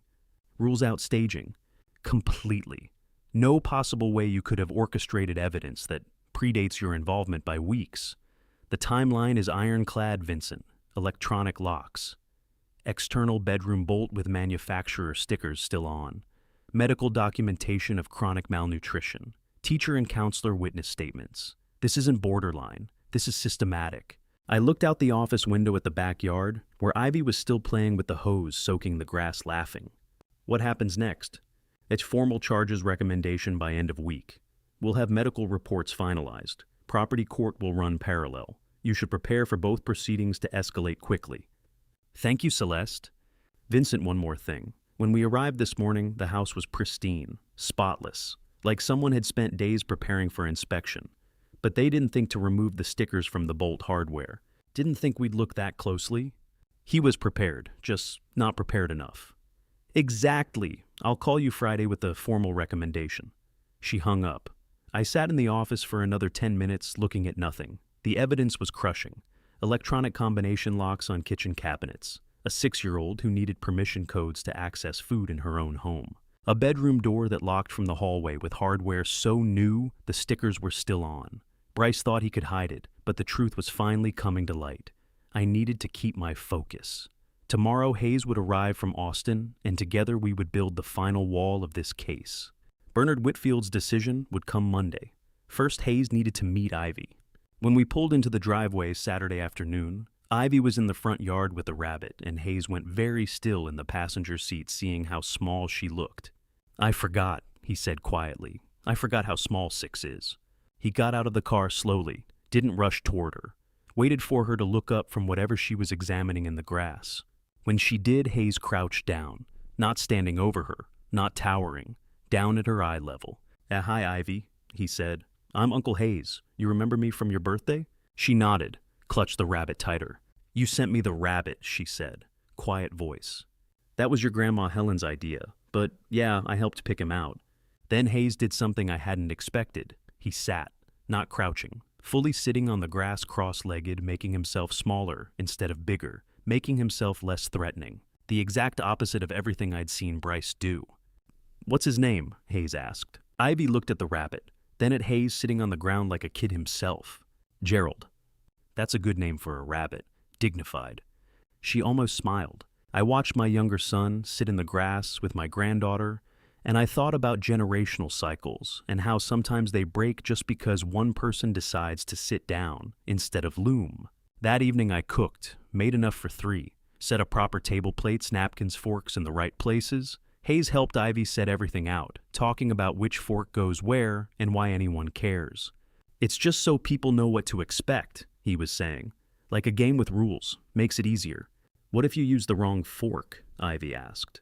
Then you use the wrong fork. Nobody actually cares except at fancy dinners, and those are boring anyway. She asked more questions, voice getting less quiet with each one. Where did forks come from? Why are spoons called spoons? Can you eat soup with a fork? Hayes answered every single one seriously, like they were the most important questions in the world. Dinner had conversation, had sound, had warmth.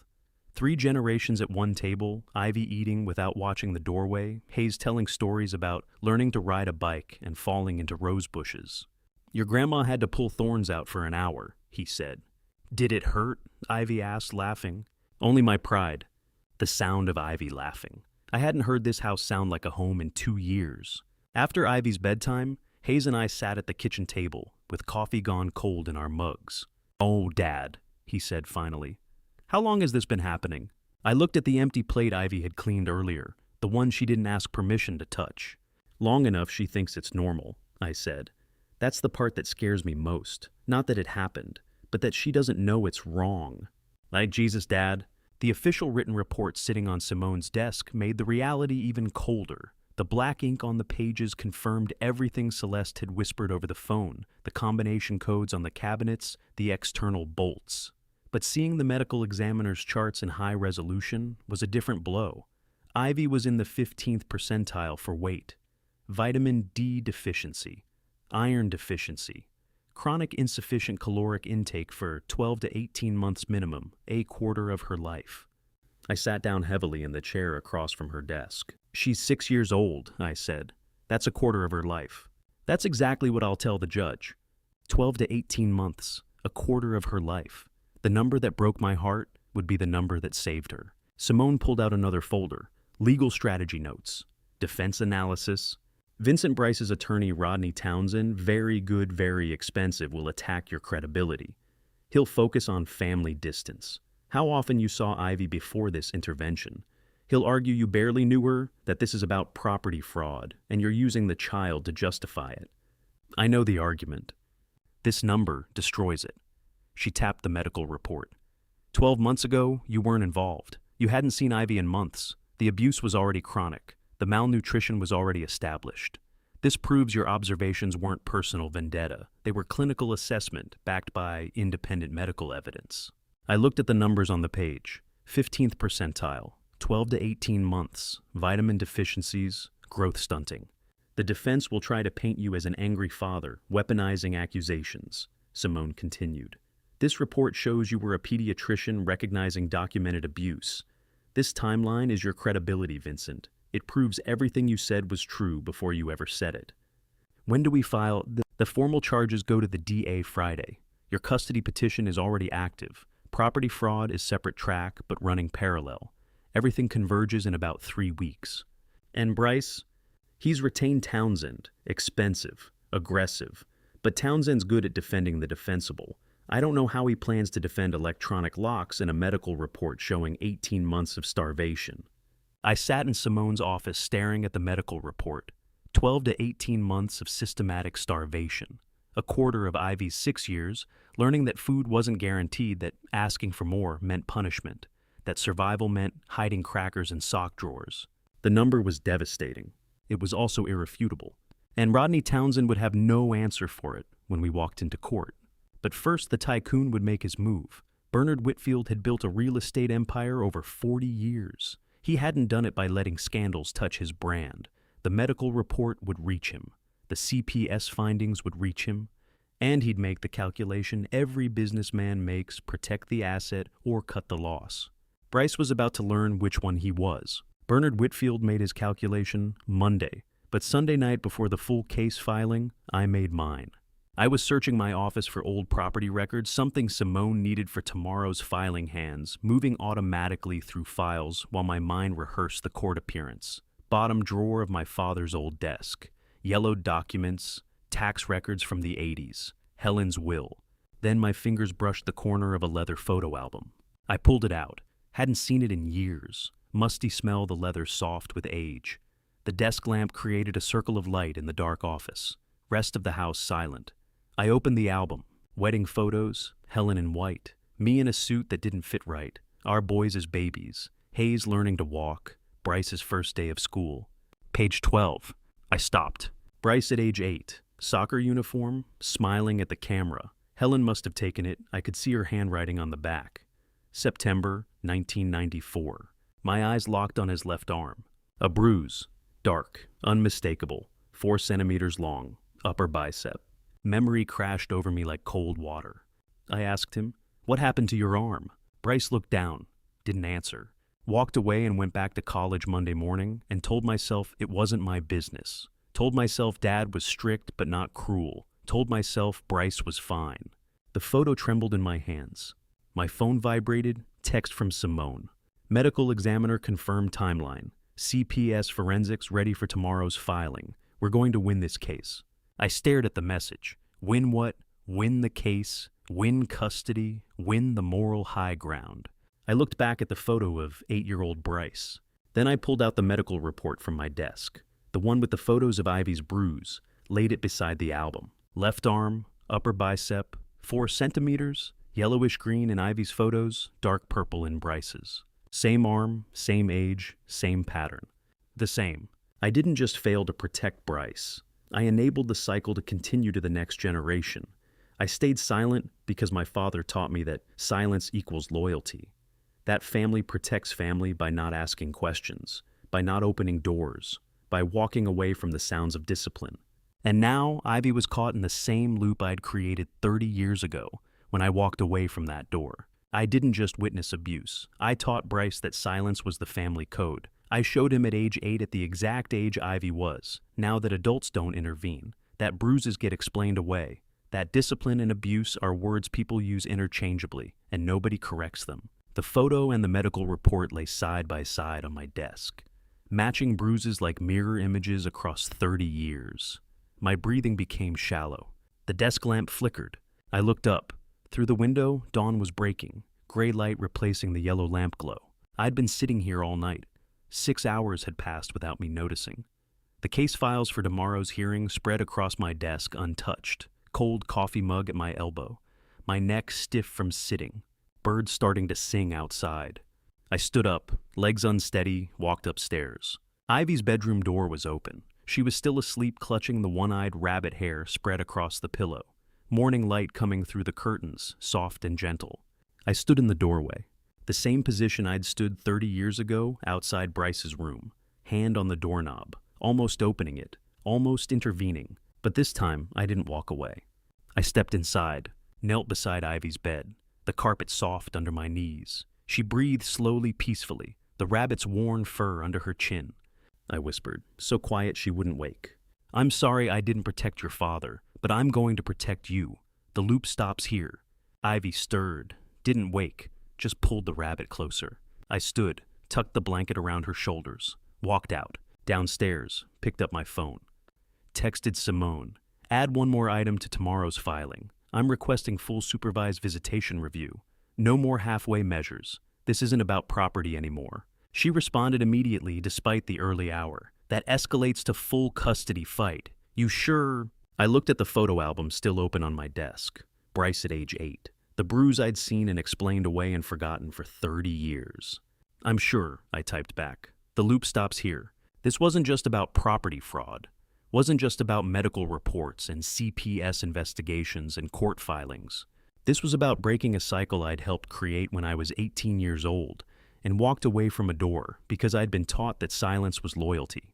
Bryce learned from my father how to hurt, but he also learned from me how to hide it, how to explain it away, how to make it normal. I taught him that bruises get photographed and nobody asks the right questions.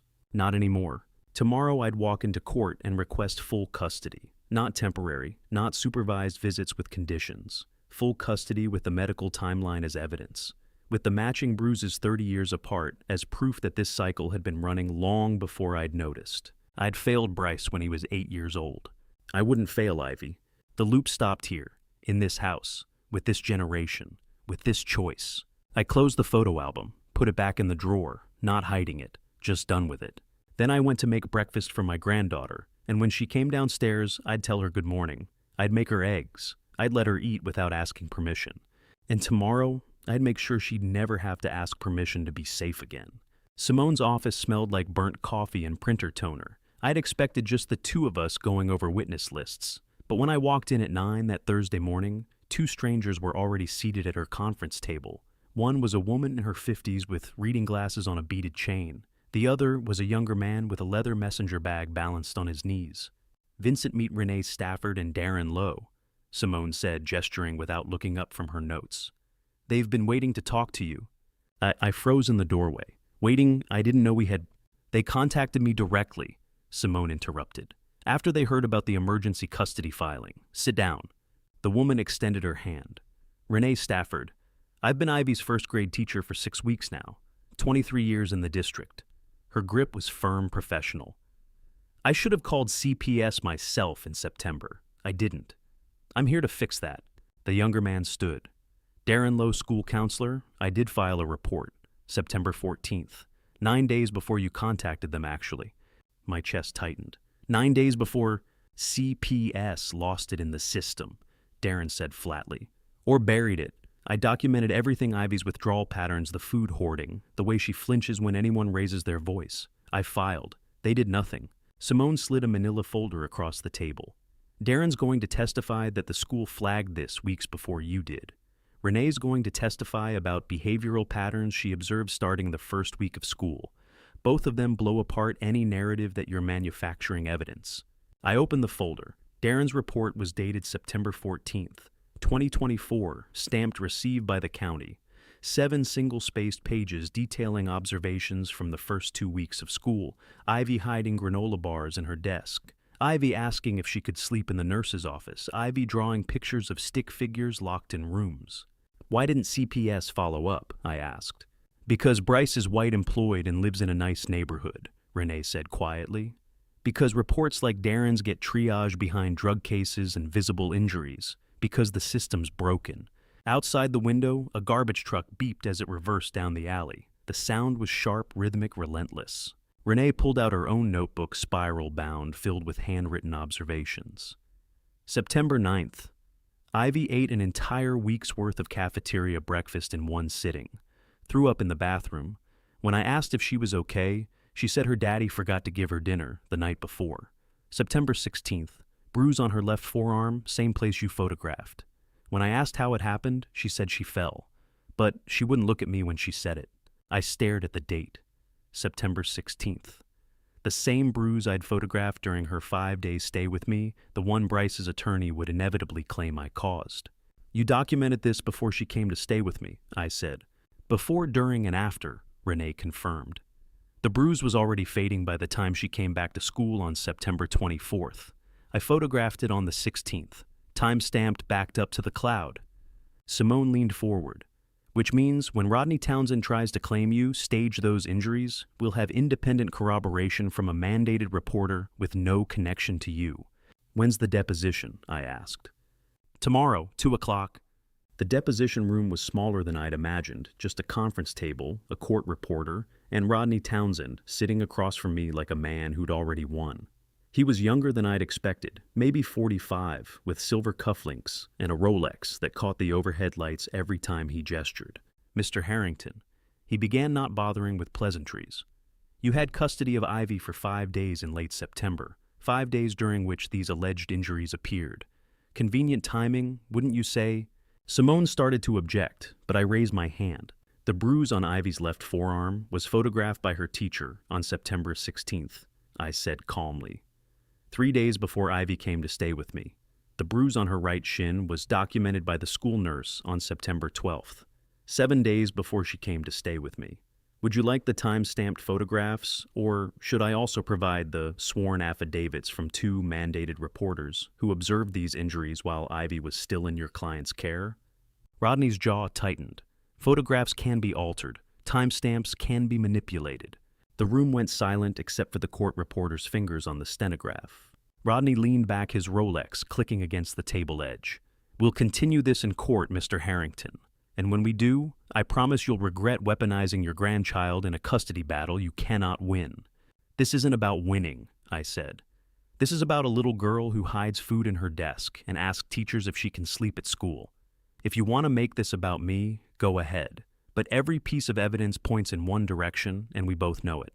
I stood to leave, but Rodney wasn't finished. One more thing, he said softly. Your son's willing to go public, national news.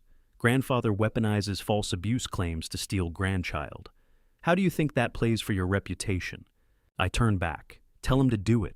And while he's on camera, ask him to explain why his daughter's teacher filed a CPS report before I ever got involved. I walked out. Simone followed, heels clicking on tile.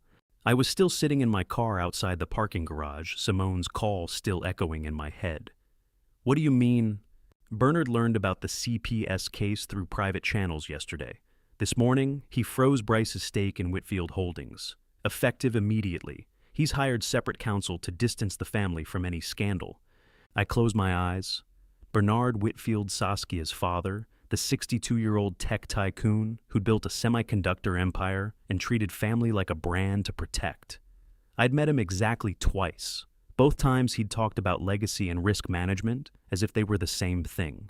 Protecting the brand, not the person, I said quietly. Exactly. Bryce sacrificed everything to impress that man. The house, the cars, the leveraged investments. All of it to prove he belonged in the Whitfield circle. Now, Bernard's cutting him loose like dead weight. The parking garage was silent, except for the hum of fluorescent lights overhead. I'd told Bryce this would happen. 3 years ago, at Thanksgiving, when he'd explained the Whitfield Holdings stake like it was a lottery ticket. I'd said, "Bernard doesn't strike me as the forgiving type." Bryce had laughed. "You don't know him like I do, Dad."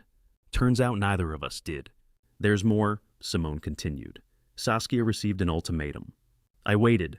48 hours, file for divorce, or lose her $8 million trust fund and her position in the family.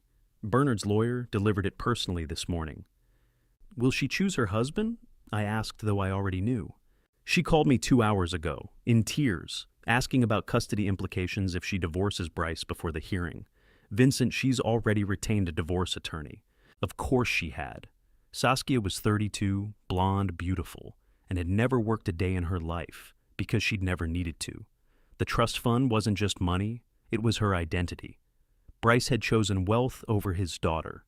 Now, Saskia was choosing wealth over her marriage. The patterns replicated like fractals. "When's she filing?" I asked. "Tomorrow morning." She wanted to know if it would hurt Bryce's custody case. I told her Bryce doesn't have a custody case anymore. Simone kept talking procedural details, court schedules, witness prep, but I was barely listening. Outside the windshield, the parking garage stretched into shadow, concrete pillars, painted lines, everything built on foundations that could crack. That night, I sat in Ivy's darkened bedroom, watching her sleep. She was curled on her side knees, tucked up. Gerald, the one-eyed stuffed rabbit, clutched under her chin. 6 years old. The same age Bryce had been when I'd first noticed something was wrong, but didn't know how to name it. The same age when the loop should have been broken. Her nightlight cast soft shadows across the yellow walls. She breathed slowly, evenly, peaceful in a way she never was during the day. Tomorrow, a judge would decide her future. Tomorrow, Rodney Townsend would try to destroy my credibility in front of a courtroom. Tomorrow, the generational cycle would either break or continue. She didn't know any of it. She just knew Grandpa's house had a purple bedroom and nobody locked the door. My phone vibrated in my pocket. Unknown number. I stepped into the hallway and answered. "Dad." Bryce's voice was barely recognizable, hoarse hollow like he'd been crying or screaming or both. "Bryce," I said carefully, "are you okay?" 3 weeks, he said. "Court-ordered therapy, 3 weeks. The therapist, Dr. Brennan, she asked me to write something down." I waited. She asked me to list my discipline rules, the ones I use with Ivy, not just what I do but why, the reasons behind them. She said most parents can't articulate their philosophy, but she wanted me to try. My chest tightened. I wrote 4 pages, Dad, front and back, every rule, every reason. Why I don't let her waste food, why I lock the door when she misbehaves, why I check her homework 3 times, why I don't let her cry at bedtime. His voice cracked. "I brought it to session yesterday. Dr. Brennan read it. Then she pulled out a book, some parenting manual from the 1960s. She opened to a chapter called Discipline Without Weakness, started reading it out loud. Bryce, every single line, Dad, word for word. My grandfather's philosophy verbatim. I didn't even know. I thought those were my rules, my reasons, but they were his, all of them. 30 years, and I've been raising Ivy exactly the way he raised you. 4 pages. 30 years condensed into 4 pages of inherited cruelty." I leaned against the hallway wall phone, pressed to my ear, unable to speak. I told Dr. Brennan I didn't remember reading that book. Bryce continued, his voice shaking. "She said I didn't have to. She said trauma writes its own manual. You just follow the script without knowing there's a script." Through the doorway, I could see Ivy's small shape under the blanket, Gerald's single-button eye catching the nightlight. "I'm not contesting tomorrow," Bryce said quietly. "Rodney doesn't know yet. I'll tell him in the morning, but I wanted you to know first." My throat closed. "Dad," Bryce said, and his voice broke completely. "Do you know what your son is like? Do you know what kind of person I am?" I closed my eyes. 38 years. 38 years of watching Bryce build walls and call them discipline. Watching him chase Bernard Whitfield's approval like it was oxygen. Watching him measure his worth in assets and control. And I'd told myself I didn't understand. I'd told myself he was just ambitious, just strict, just different from me. But I'd known. Somewhere deep I'd known. I just hadn't wanted to see it until Ivy's bruises made it impossible to look away. Now I know, I said quietly. I wish I'd known sooner. Bryce was silent for a long moment. Then, take care of Ivy, the way she deserves. Bryce, the way I never learned how. The line went dead. I stood in the dark hallway, phone in my hand, listening to the silence. Through the doorway, Ivy shifted slightly, Gerald tucked closer under her chin, her breathing steady. Safe. Unaware that tomorrow I'd win custody without a fight. Unaware that the victory tasted like ash. Unaware that breaking the loop meant losing my son.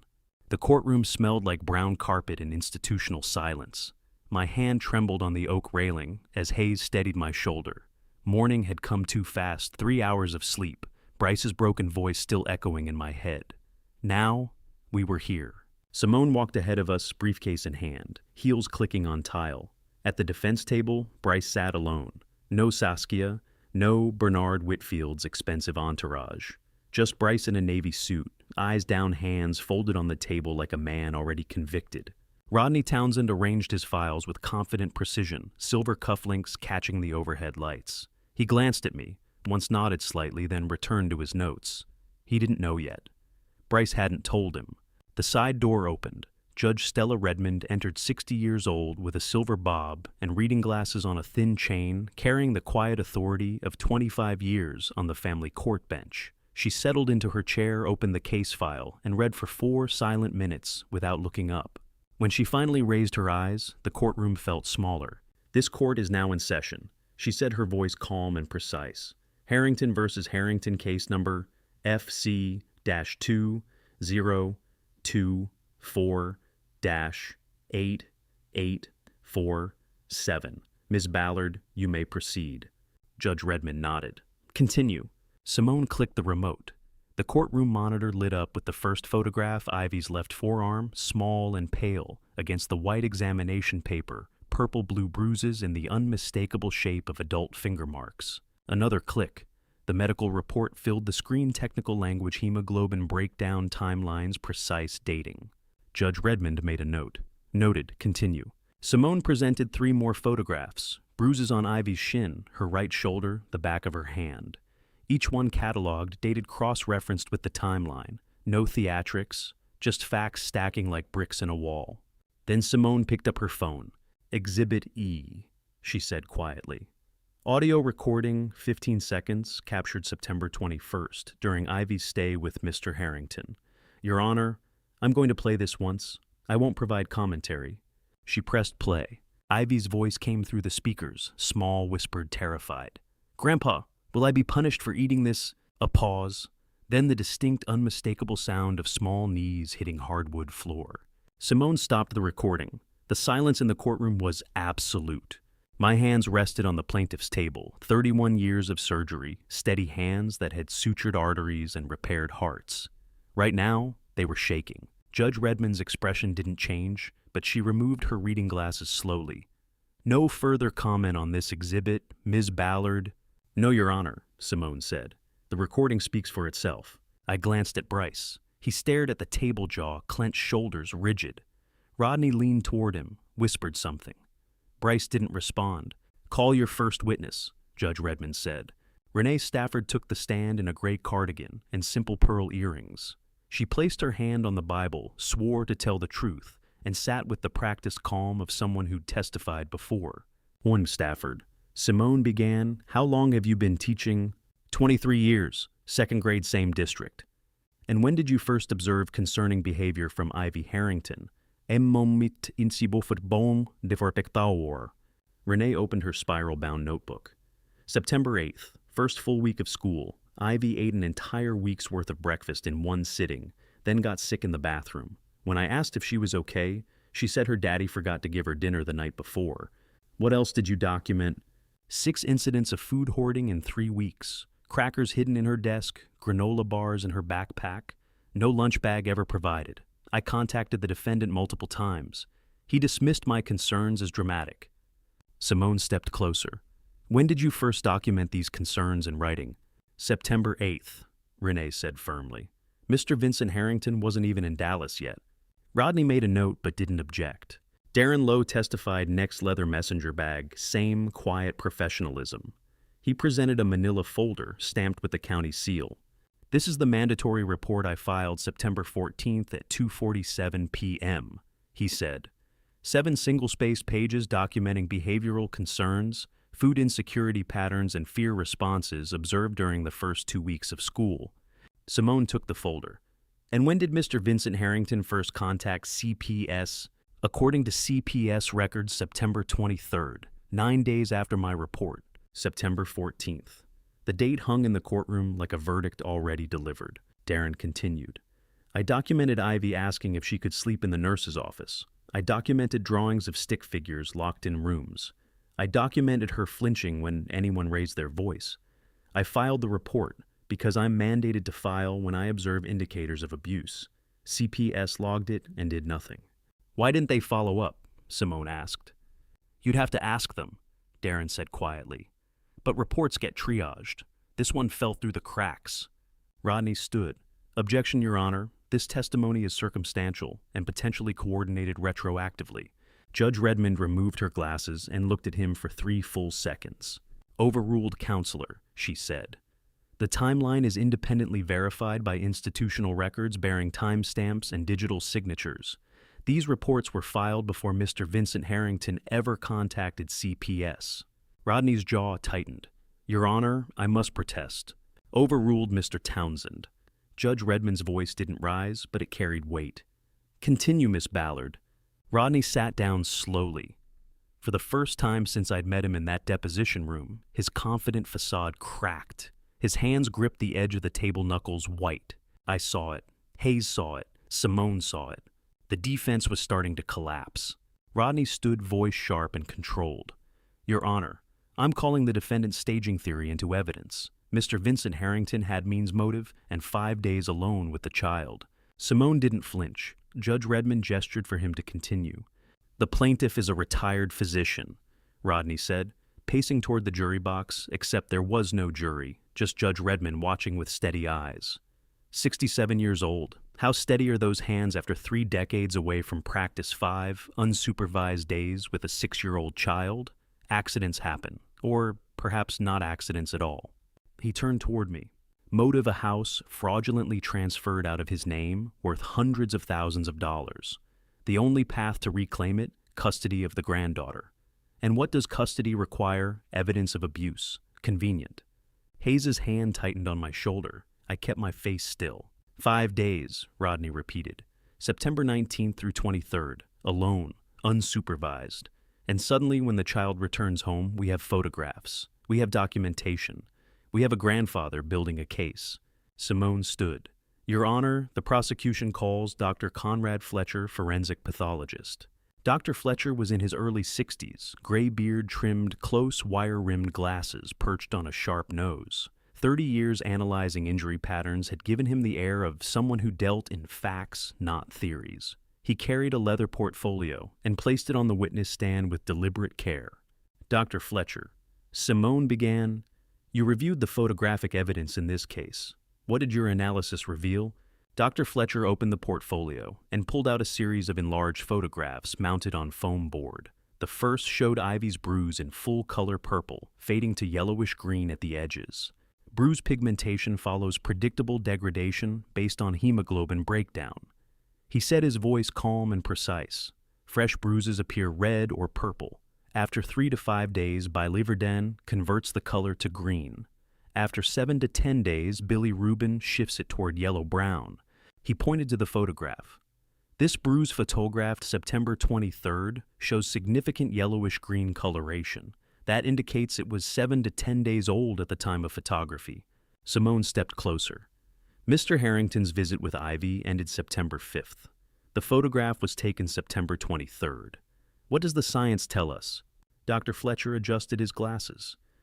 If we work backward from September 23rd and account for 7 to 10 days of degradation, the injury occurred between September 13th and 16th, 4 to 8 days after Mr. Harrington's visit ended. He produced a second chart, a timeline with color-coded bars showing visit dates, injury dates, and photographic dates. Mathematics, not opinion, Science, not theory. There is no scenario, Dr. Fletcher continued, in which an injury sustained during Ivy's time with her father in mid-September would present this pigmentation spectrum on September 23rd. The timeline doesn't support staging. It refutes it. Judge Redmond made a note. Mr. Townsend, your cross-examination. Rodney stared at the charts for 10 seconds. The courtroom held its breath. His confident facade had cracked in the last session. Now it shattered completely. The staging theory died without a word. No questions, Your Honor, he said finally, voice flat. I exhaled for what felt like the first time in hours. Bryce walked to the stand slowly. He didn't look at me. His shoulders were tight, hands clenched at his sides. He placed his palm on the Bible, swore to tell the truth, and sat with his eyes fixed on the table in front of him. Mr. Harrington, Simone began, her voice quiet but firm. Did you restrict your daughter's meals as punishment? Yes. Did you lock her bedroom door at night? Yes. Did you require her to kneel on hardwood floors as discipline? Bryce's jaw tightened. Yes. Simone paused, let the admissions settle. Then, Mr. Harrington, did your father use these same methods on you as a child? Rodney shot to his feet. Objection, Your Honor, irrelevant to the current case. Judge Redmond removed her glasses. Overruled. The witness will answer. Bryce's shoulders trembled. His eyes were wet. He looked at me for the first time since taking the stand. Yes, he said quietly. My father did. The courtroom went silent. I felt Hayes's hand tighten on my shoulder again, but I couldn't move, couldn't breathe. I watched my son confess to becoming his own father, the loop I'd vowed to break now exposed in open court. I learned it from him, Bryce continued unprompted. The rules, the discipline, the reasons. I thought I was just being a good parent. I didn't know I was doing it. I didn't know until Dr. Brennan showed me. Judge Redmond held the moment for 5 silent seconds. Then she made another note and looked at Simone. Does the prosecution have additional witnesses? One more, Your Honor, Simone said. In closed session, Ivy Harrington. The adjacent testimony room had a monitor and an audio feed. Hayes, Simone, and I sat in chairs facing the speaker. On the other side of the wall, a forensic interviewer, a woman in her 40s with kind eyes, sat across from Ivy at a small table with crayons and paper. Hi, Ivy, the interviewer said gently. I'm Ms. Caldwell. I'm going to ask you some questions. Okay, there's no wrong answers. Just tell me what you think. Ivy nodded. She was wearing the purple dress Hayes had bought, her hair pulled into 2 braids. She looked so small. Where do you feel safest, Ivy? Ivy didn't hesitate. At Grandpa's house. And why is that? Because I get to eat there. Hayes made a small sound beside me, half sob, half exhale. Can you tell me about your bedroom at your dad's house? Ms. Caldwell asked. Ivy picked up a purple crayon and started drawing a rectangle. It has yellow walls and a bed and my stuffed rabbit Gerald. The door locks from the outside. From the outside? Yes, but that's normal, for when I'm bad. She said it calmly, matter of fact, like describing the weather. Hayes stood abruptly and walked into the hallway. The door clicked shut behind him. Simone reached over and squeezed my hand, her grip tight enough to hurt. On the speaker, Ivy kept drawing. A rectangle, a door, a lock on the outside. That's normal, she said again, softer this time. That's just how it is. 5 days of waiting, compressed into the moment, Judge Redmond walked through the door. My hands were steady on the table. Hayes sat beside me, breathing slowly. Across the aisle, Bryce sat alone, no Saskia, no Rodney beside him anymore. Just Bryce in the same navy suit, shoulders slumped, eyes fixed on nothing. The same brown carpet, the same oak benches, but everything felt different. Judge Redmond entered with a file folder in her hand, reading glasses already on. She settled into her chair and opened the folder without ceremony. This court is ready to deliver findings in Harrington versus Harrington. She said, her voice calm and precise. I've reviewed testimony, forensic evidence, and witness statements over the past 5 days. What follows are my findings of fact. Hayes leaned close. Steady, Dad, he whispered. Judge Redmond adjusted her glasses and began reading. The court finds evidence of systematic abuse through food restriction, causing documented malnutrition and hoarding behaviors in the minor child. School records corroborate a pattern extending minimum 8 months. The court finds evidence of physical confinement via exterior door locks, creating what multiple witnesses described as prison-like conditions for a 6-year-old child. The court finds evidence of fear-based discipline resulting in measurable psychological trauma documented independently by mandated reporters prior to Mr. Vincent Harrington's custody petition. She turned a page. The defense theory of evidence staging has been refuted by forensic pigmentation analysis, placing injury timelines outside Mr. Vincent Harrington's period of custody. The timeline has been independently verified by institutional records bearing digital time stamps. No evidence supports external manipulation. The pattern of abuse is clear, systematic, and ongoing. Simone squeezed my hand under the table. Across the aisle, Bryce didn't move. Judge Redmond removed her glasses and looked directly at me. Temporary full custody of Ivy Marie Harrington is hereby granted to Vincent Harrington pending 6-month review. Mr. Bryce Harrington will have supervised visitation only contingent upon completion of court-ordered therapy and parenting education classes. No overnight visits. Psychological evaluation must clear the supervised restriction before unsupervised contact is permitted. I exhaled 5 days of waiting 30 years of failing, all compressed into this single verdict. The court recognizes, Judge Redmond continued, that generational patterns of discipline are not easily broken. Mr. Bryce Harrington's testimony revealed learned behavior transmitted from his own childhood. This does not excuse the harm caused, but it provides context for rehabilitation. The supervised visitation structure is designed to protect the child while allowing the father opportunity to demonstrate change behavior. She paused, looked at Bryce. Mr. Harrington, do you understand these conditions? Bryce stood slowly. Yes, Your Honor. His voice was hoarse. I'd also like to address the property matter if the court permits. Judge Redmond gestured for him to continue. Simone stiffened beside me. She hadn't expected this. Judge Redmond took the papers, scanned them briefly. You understand this. Returns the property to your father. You're surrendering the claim to the asset voluntarily. Yes, Your Honor, Bryce said quietly. It was never mine. I transferred the deed without my father's full knowledge or consent under false pretenses. I'm correcting that now. Judge Redmond made a note. The court acknowledges this voluntary surrender. Mr. Harrington's acknowledgement of past wrongs doesn't erase them, but it may change the future. I understand, Bryce said. He sat down slowly, shoulders tight. Judge Redmond signed the custody order with deliberate strokes, granting me immediate custody while setting the standard milestone tracking. The temporary order was effective immediately with the 6-month status review scheduled for March 2025. Immediately following the hearing, that same Saturday afternoon, armed with the court order, Hayes drove over to Bryce's house to retrieve the rest of Ivy's belongings. When he returned, he carried her cardboard box of books up the front steps, while Ivy stood on the porch watching him with quiet curiosity. She finally had her things ready to settle into my home without the fear of being dragged back. Ready? I asked. She nodded. Inside, I led her down the hallway to the bedroom with yellow walls. The bed was made with fresh sheets, soft blue comforter Hayes had picked out at Target. The closet was empty, waiting. The window faced the backyard where October leaves drifted across the grass. And this room is yours, Ivy, I said. Make it however you want. She stepped inside carefully, like testing ice. Her eyes traveled across the walls, the bed, the window. She set her bags down near the dresser. Can I put Gerald by the window? She asked. You can put him anywhere you like, I said. It's your room. She walked to the window and placed Gerald carefully on the sill, adjusting him, so he faced the backyard. Then she reached up and opened the window 2 inches. Fresh air flowed in cool, carrying the smell of cut grass and autumn. I noticed her hands on the window frame. No hesitation, no looking back for permission. Can I open the window a little? She asked, even though she'd already done it. As much as you want, I said. You're safe here. She smiled slightly. Gerald likes to see the backyard. Hayes appeared in the doorway with the box of books. Where do you want these, Ivy? By the bed, please, she said. He set the box down and stepped back.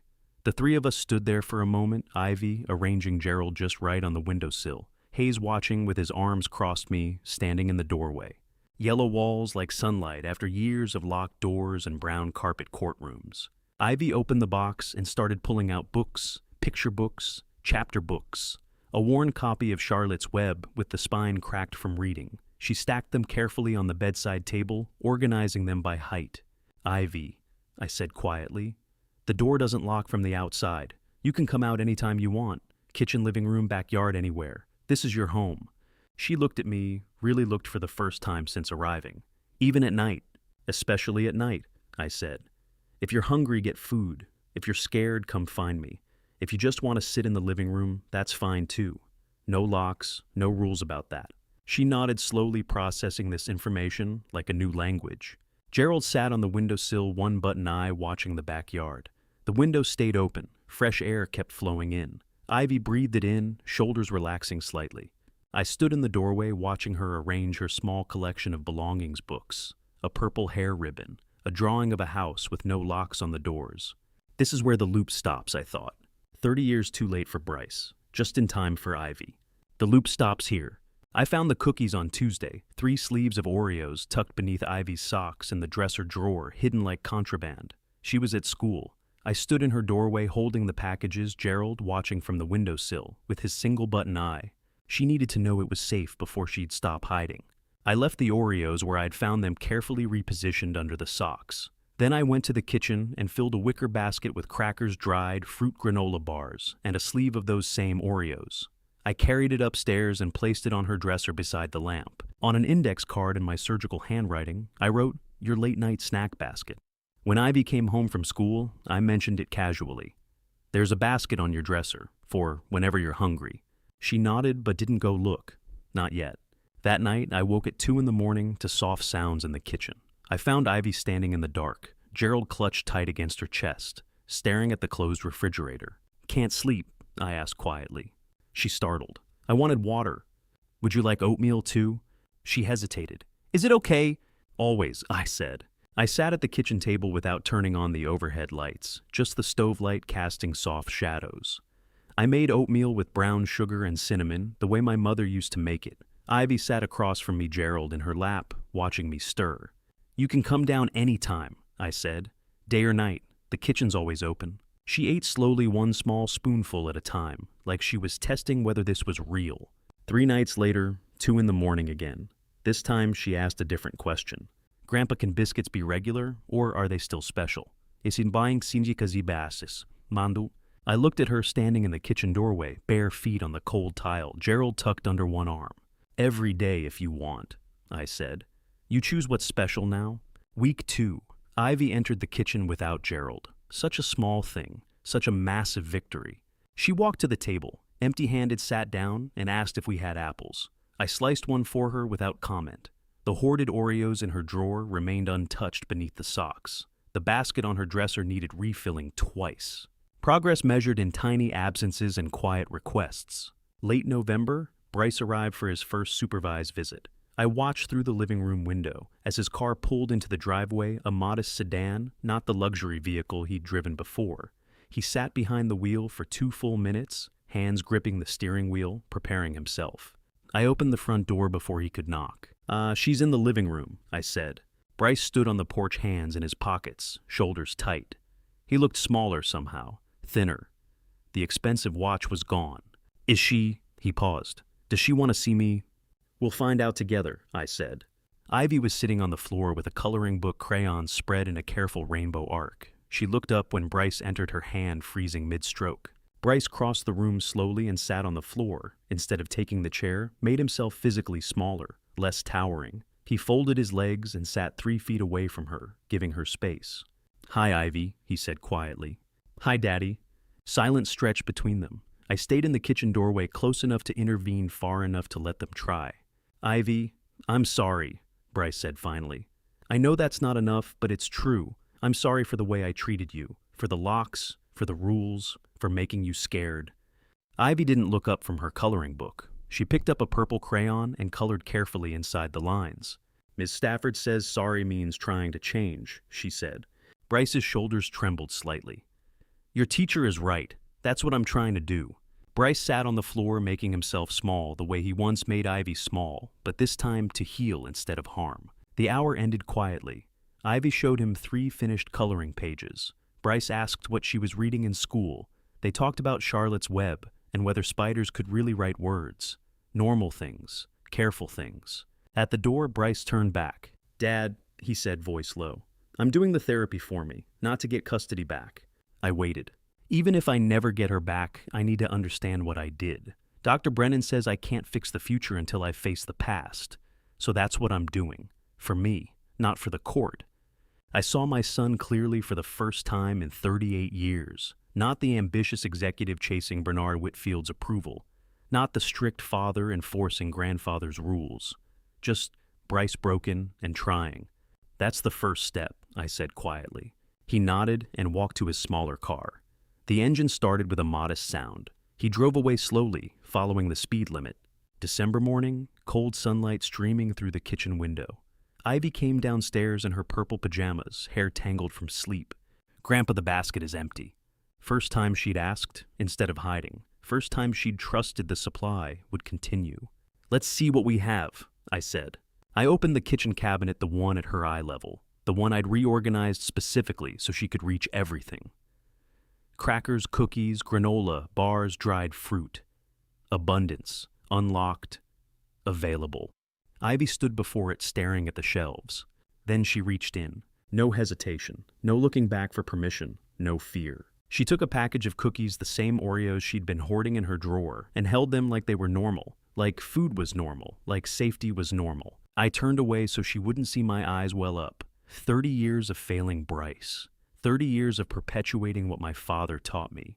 30 years of missing the signs until Ivy's bruises made them impossible to ignore.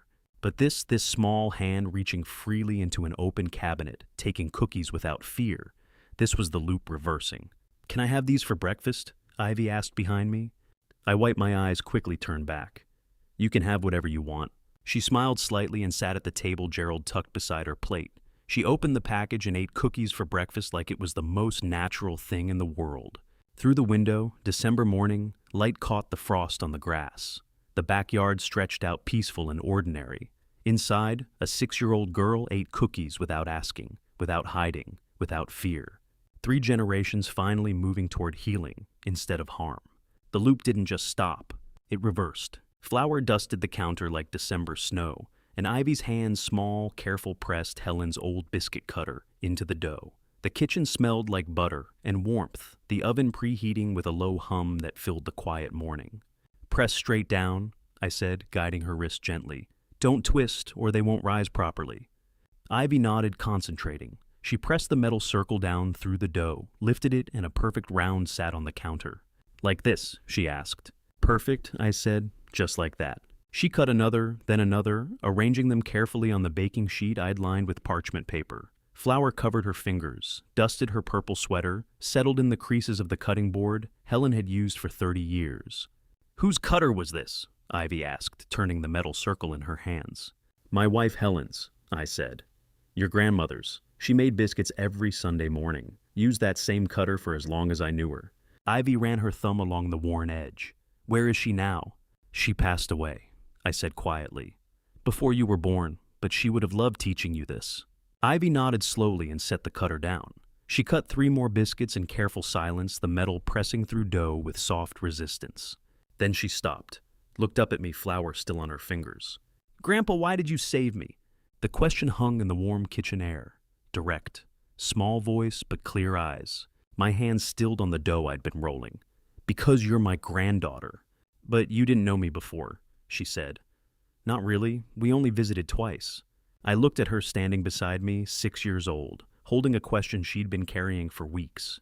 Children always knew when adults were working up to truth. You're right, I said. I didn't know you well, but I know when a child needs protection. I'm a pediatrician. I was a pediatrician. I spent 31 years learning to see when something's wrong. Ivy's eyes didn't leave mine. What else? Smart girl. She knew there was more. Because I should have known sooner, I said quietly.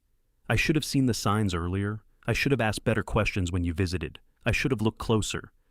Known what? She asked. My hands still on the dough surgeon's hands that stayed steady for 31 years, but trembled when it mattered most. I measured my words carefully, age-appropriate honesty, without details she didn't need. Known that you needed help, I said. That the rules at your dad's house weren't normal rules. That you were scared and hungry and locked in. I should have seen it sooner. Ivy processed this, her small hands picking up the biscuit cutter again, turning it over. But you saw it eventually. Yes, I said, eventually. She cut another biscuit, placed it carefully on the sheet, then looked up again. Why didn't you see it before? The questions children asked, the ones adults spent decades avoiding. I looked at the cut biscuits lined on the sheet, 12 perfect circles waiting for the oven. Because I was silent once already, I said quietly. When someone else needed protection, and I didn't speak up then, so I missed the pattern when it repeated. Ivy's eyes widened slightly. When were you silent? Long time ago, I said. When I was much younger, someone I loved needed help, and I almost said something, but I didn't. I walked away instead. Who? She asked. I met her eyes. Your dad, when he was about your age. Ivy's hands stilled on the cutter. She didn't ask for details, just absorbed this information like she absorbed everything carefully, completely. I won't be silent again, I said. That's the other reason I saved you, because I already failed once. I won't fail twice. She nodded slowly. Flour dusted the counter between us. The oven beeped, preheated, ready. Ivy looked up at me again. Flour still on her fingers, biscuit cutter in her small hand. Did you change? She asked. The question she needed to know. The question every child asks when they need to believe people can be different. Some questions deserved answers measured in daily effort, not finished redemption. I'm trying, I said, meeting her eyes. Every day. That's the best I can promise. But did you change? She pressed. Or are you still the same? I knelt down so we were eye-level flour on my hands dough under my fingernails. I'm trying to change, I said carefully. Every single day. Some days I do better than others, but I wake up every morning and try again. That's what changes, not one big moment, but lots of small choices. Ivy looked at me for a long moment. Then, Ms. Stafford says trying is what matters. Your teacher is right, I said. My dad said he's trying too, Ivy said quietly. At the visit, he said he's trying to understand what he did. He is, I said. It doesn't fix what happened, but it's a start. Ivy nodded, satisfied with this answer, in a way only children who understood the process could be. She straightened brushed flour off her hands onto her sweater and reached for the biscuit cutter again. Can I cut the rest? She asked. Go ahead, I said. She pressed the cutter into the remaining dough straight down, no twisting, and lifted out another perfect circle. Then another. Life continuing. Biscuits needing cutting. Breakfast needing making.